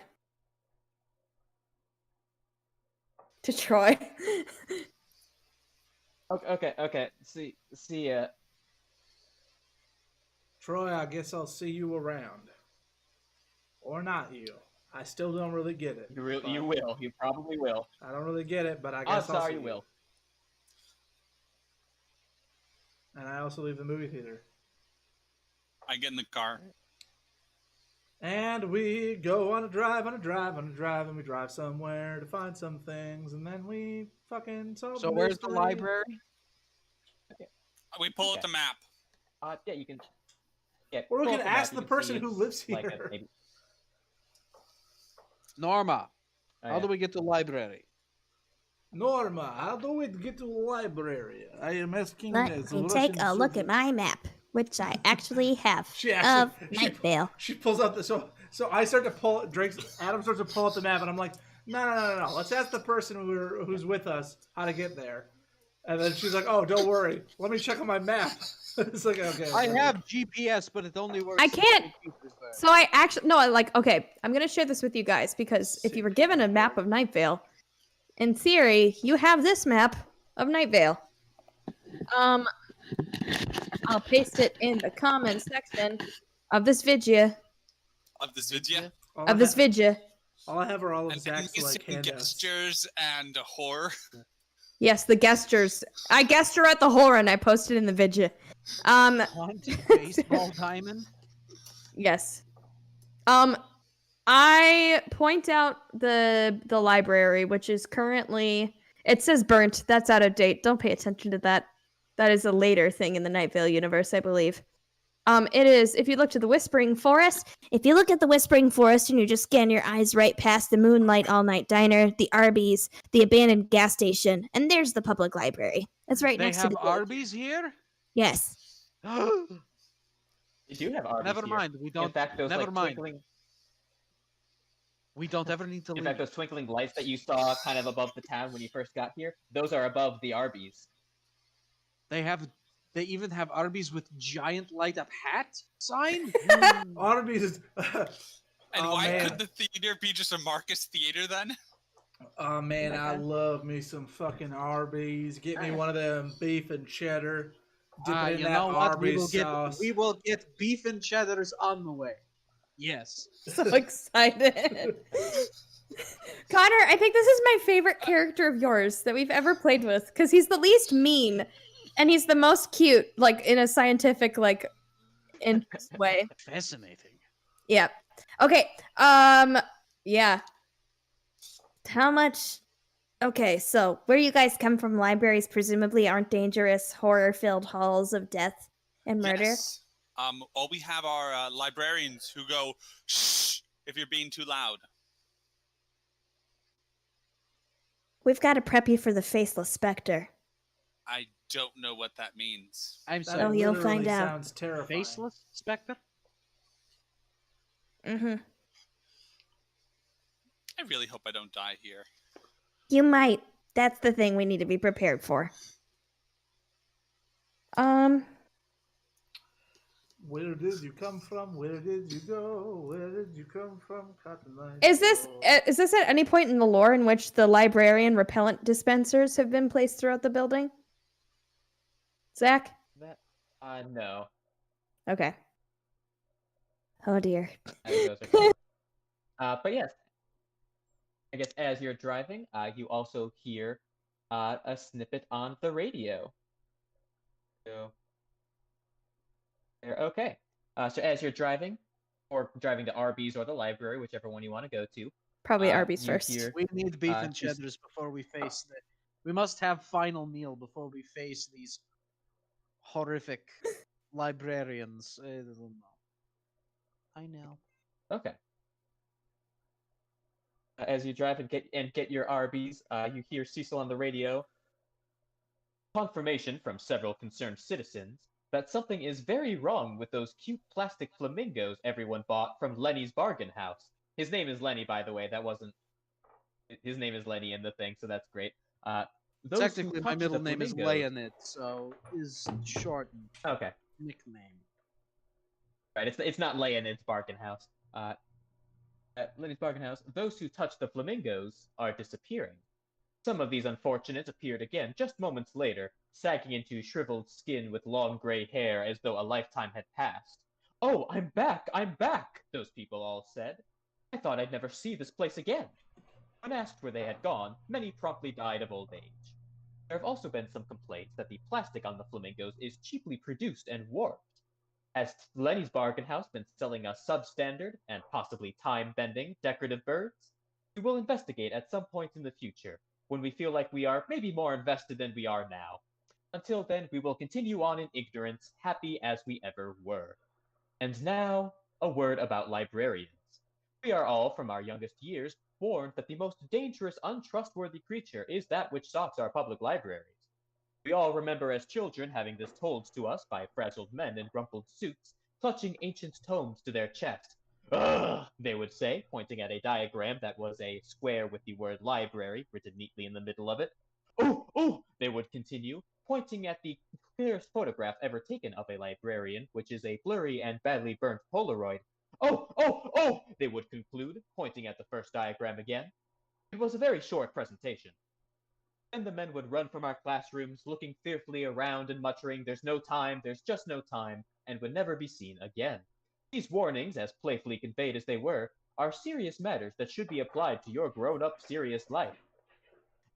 Librarians are hideous creatures of unimaginable power, and even if you could imagine their power, it would be illegal.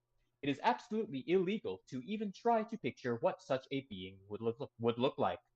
So just watch out for librarians, okay? And that's the radio broadcast. Wow. The radio around here sucks. Did you know that in 1993, an unchecked librarian population resulted in the loss of many innocent and screaming book lovers? What do you mean unchecked? Did they stick a librarian in front of the same hadron collider that caused what's-his-face to split off into a million of them? You would be surprised the rate at which librarians multiply. I think I'd be a little bit... Librarians asexually reproduce by budding. How wonderful. I think I'd be a little bit more worried by that broadcast if this beef and cheddar wasn't so delicious. I'm telling you what, Arby's, you've done it again. Arby's! Ladies and gentlemen, it's the Red Ranch sauce. We're in Night Vale, and you guys latched on to the most mundane thing that exists in this. And ladies and gentlemen who are watching the stream, I'd just like to say, Arby's has the meats. Make sure you grab yourself a new beef and cheddar. Only $2 for $5. To be fair, though, if I were to go through some Twilight Zone nonsense and be trapped in a town, as long as I'd driven there in my own car and I had full access to an Arby's, I mean, what more do you want? That's a livable life for me. Yeah. Oh, you know what? Since you deserve a little something nice, this Arby has access to like contraband wheat and wheat byproduct, so it's not even like a substitute bun or anything. Man. It's just So normal. They're genuine normal onion ass buns? Arby's sandwiches. Just genuine onion buns and the whole Arby's menu. Oh man, so wonderful. How am I going to eat Arby's when my test comes back and I'm actually allergic to gluten? That's going to suck. Just get their beef and cheddar on their own. Oh. Just get the slabs of meat and just eat them without a bun. All right, so we're heading to the library. Oh, Drake, you're muted. I think you've been muted for a while. I didn't realize. Probably, yeah. No, but I haven't needed to say anything. I was eating the last of the popcorn. Anyways, as I was saying, whenever you guys are talking about the silence, like not the silence, every time that you're talking about these librarians, all I can think about is the silence in the library from Doctor Who. And I'm thinking about like me walking into this library, not knowing what's going to happen, and then just being eaten alive. That's all I can think about. Highly plausible. Maulings have occurred very frequently there. And guess what? Doctor Who existed, so that's like a perfectly reasonable way for me to make a connection to this. This whole King City thing is reminding me a lot of the first season of the reboot of Doctor Who. Bad Wolf, when Bad Wolf started appearing everywhere. Stop talking. Why is it okay when Drake does it, but it's not okay when I do it? Because you bring it in character. Oh, that's right. Well, that's because it's okay, because it's modern. It's fine. Oh, God. Okay, so we ate our Arby's and okay, do you guys... We're on the way to Okay, work. so, to be clear, only one of you has a gun? I don't have any firearm of any kind. got this gun and this gun. I will say though. I mean, librarians' teeth are rather sharp and their talons are quite long, so I don't know how. I don't plan on. I might watch from outside and let you know if I see something. How quickly can you all run? You don't look very fast. My move rate is 7. Mine is 9. Mine is 5. What are you talking about? I mean, I think I could run pretty fast, but I don't know if I could run like 8. Why are we assigning number values to how fast we can run? However, my dexterity is 20, so I go very last. Wow. Ouch. Almost sounds like you guys are talking as if you're Dungeons and Dragons characters or something. Shut the hell up. Like, I can move fast. I'm just the last one to Guys, you move. gotta use the out of character sign. You gotta put the out of character thing whenever you talk out of character. His voice is Duncan. When I did do that, I said I move fast, but I'm gonna be the last one to go. All right. Like, in character. Norma, we've established that Lenny has his firearm, but do you have any weapons of any kind? Imagine as a U.S. Postal Service worker. It's your jujutsu. Right? Yeah. I've got these weapons. She does like a sick backflip and a high kick. And she also jumps. Like just does a jumping kick. And she jumps abnormally high. Like dunking in a basketball court at an NBA like certified hoop height at her height high. I pop the trunk, and I can provide 2 melee weapons. I can provide a set of bolt cutters, and I can provide a tire iron. A rather large Soviet industrial-sized tire. Probably a good idea. I'll take the tire iron. Okay. What time is it, Zach? Or I mean, not what time is it? What time of like what is the light situation? Is the sun out? Is it evening-ish? All of the above. It's hard to tell, but I would say like it's essentially like even pretty busy today, and I guess that was a late lunch, so it'd be around what we'd consider 4 o'clock, Okay. maybe 5, maybe closer to dinner. It's lower in the sky, but it hasn't set yet. Right. Okay. What was the other weapon that you said you had, Connor? A tire and iron and a clippers or bolt cutters. Bolt cutters. I'm I'm good with fighting brawl. Would either of those weapons count for me using? Would either of those be good with that, or would that be something else? I kind of imagine a brawl being like that could count as rustling. brawl. Yeah. Sure, I can take the cutter. Zach, Yeah. can I have brass knuckles that say USPS, please? For both of my hands. Yes, you can. Thank God. Okay, wow. Oh, I'm so excited. I've never been more excited to punch something. Here, you Okay. can- Yeah, so that's probably is unarmed is a D3 plus damage bonus. That's probably like a D4 brass knuckles are. Mhm. That Yeah. improvised weapons, I know those probably be like a D6 maybe, plus your damage bonus. And then you have your gun, which is its own thing. Okay, we go to the library. The library is Now- pretty big. Oh, sorry. Is when we pull up to the library, I mean, there's the library. Is there the private library where we must watch Marcus Vanston traipse around naked, not reading any of his books? There aren't any librarians. And I would say I can provide I did a listen to map that. with Norma's not. Since Norma has traversed the library a lot, I will give you the annotated library map. Putting that in our Rounds Table Facebook chat now. Basically, Norma would be able to point out all of this information as to what section is labeled as what, and the likelihood of librarians being in any given area. I'm not Mhm. sure if this map can be like put on the YouTube stream or not, but it's a pretty The big tabs. library. Ooh, there's a Is there a garden. URL for it? It's Do you have a just, URL for the map, or is it something that you made? It's in the Facebook chat now. Yeah, but did you pull it from someone or somewhere? No, Or I did made you it. make this? Damn! I made it. Wow, that's Yeah, I was cool. proud of it. Zach is just You awesome. should be. Yeah, I think it's a PNG file, but you can like open the image as a link or whatever you'd want it to do. Mm-hmm. But yeah, you can see there's like stars indicating the likelihood of librarians being there or spotting you. Looking through a pretty long library. The entrance is at the upper right. The whole library is basically a lowercase b, with the entrance being at the top of the stem of the B. So going down, you pass the checkout counter, some reading rooms, some various computer stations, and then going down the stem, you get to a very lengthy reference section. Librarians likely kind of lurking in the corners there, and then you get to the bulk of the library, the circle of the circle of the B. So various sections, kids section, more computer nooks, the Fountainhead reading area. That is the most open air area. Norma can tell you that area is probably that's probably a death trap there, being out in the open, just because it's so open there, easy to be spotted.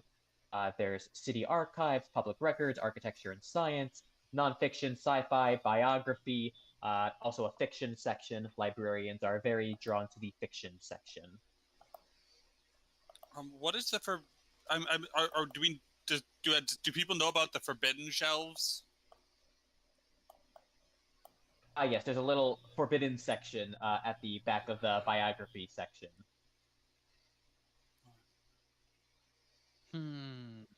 With Norma's insight, she may even have a map that she can write out for you.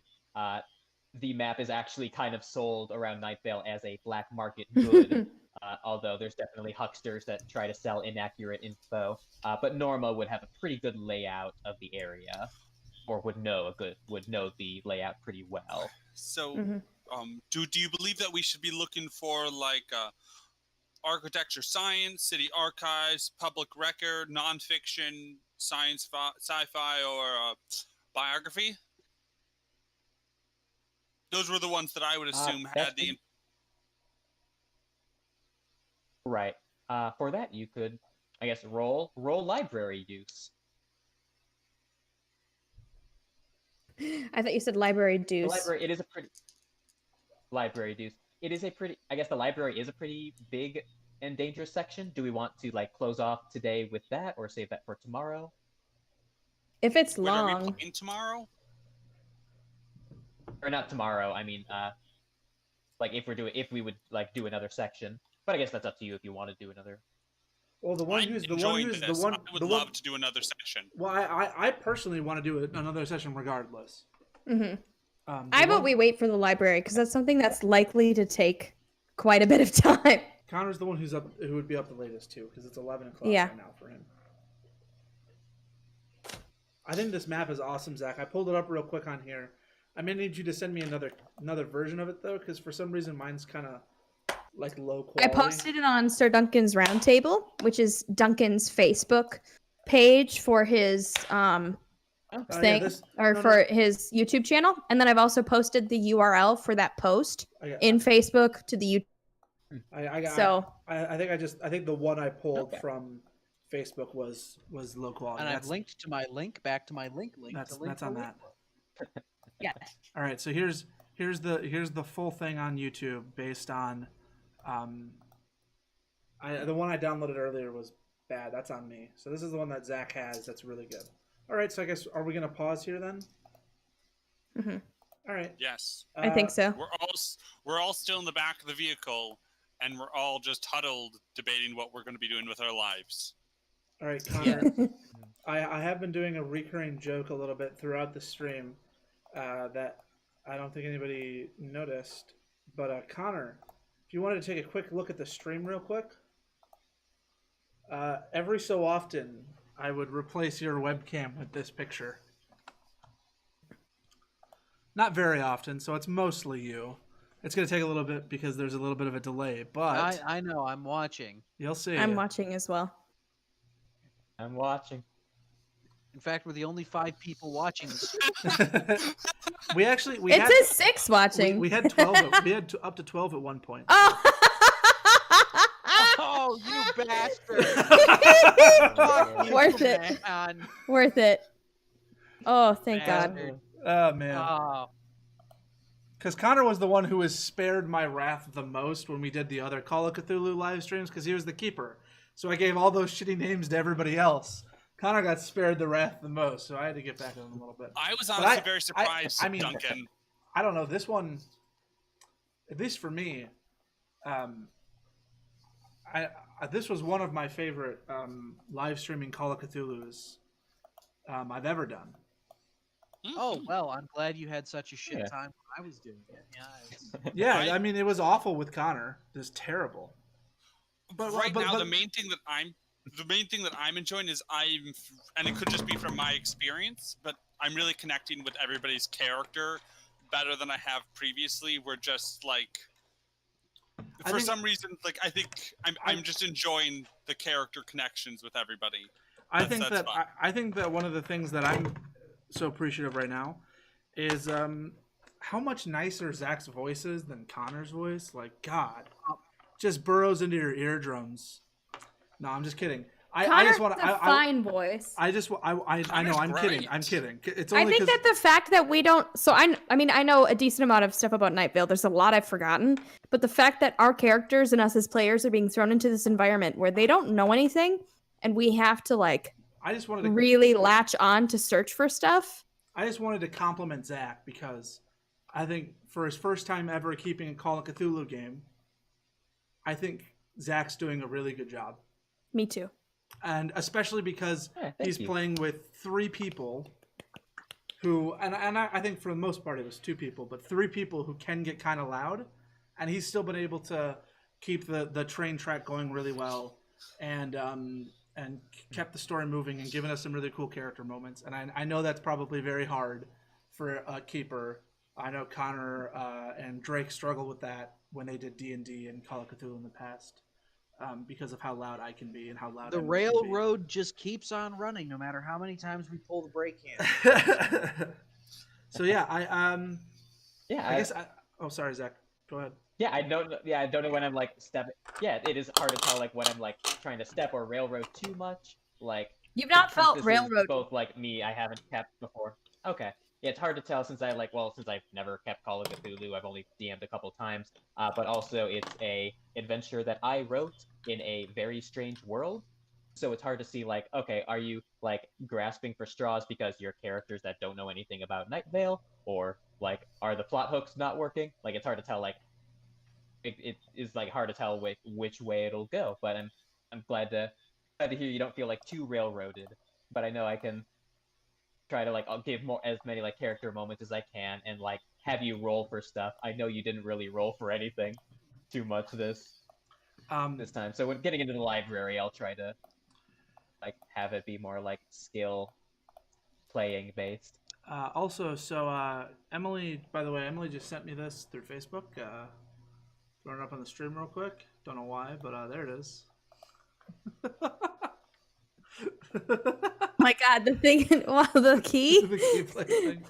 But Everyone's not gonna see it, and the people, Yeah, I the know. 5 of us Connor, won't as- see it on the stream. Connor, as the most experienced keeper out of all of us, did you have any criticisms for Zach to work on for the next time? No, I think Zach is running it perfectly fine. I don't have any notes at the moment. I mean, if there's a map for the library, we've clearly bumbled our way to the right place. So I'm looking forward to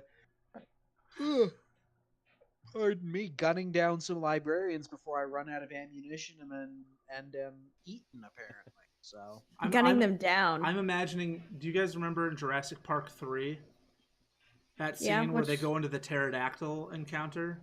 Ooh. I don't know exactly what librarians are like, but I'm imagining that's what's going to happen to one of us. They're Where not babies. we get They're attacked. quite big. But you know what I mean, like that scene where he gets like attacked The by a swarming? whole bunch of them at once, and then he goes over the waterfall, and then he's alive at the end for some reason, for like no fucking reason. That's what's going to happen here. That's my prediction. I definitely feel like I'm going to die, and like my last thing is I'm going to be reaching to someone, and as I'm reaching, the piece of paper floats between me and the person that I'm reaching for, and then I die. just so that way Really cool. If it latched onto someone else. Ooh. I'm expecting. Don't attempt to escape librarians by climbing trees. There are no trees in the library, and your searching for trees will give them all the time they need. Night Vale is so clever. Oh man, this stream has made me maybe want to go out and try to look at some Night Vale stuff. I might check out the book because I'm not a huge fan of podcasts. The book might spoil stuff, though, right? I know. So this is the adventure of the first book. I mean, not now, but when the adventure's over, I might want to go search out the book because I'm more of a book guy than a podcast guy. Mm. All right. Well, I think that's it for tonight. Oh, sorry, Drake. What were you gonna say?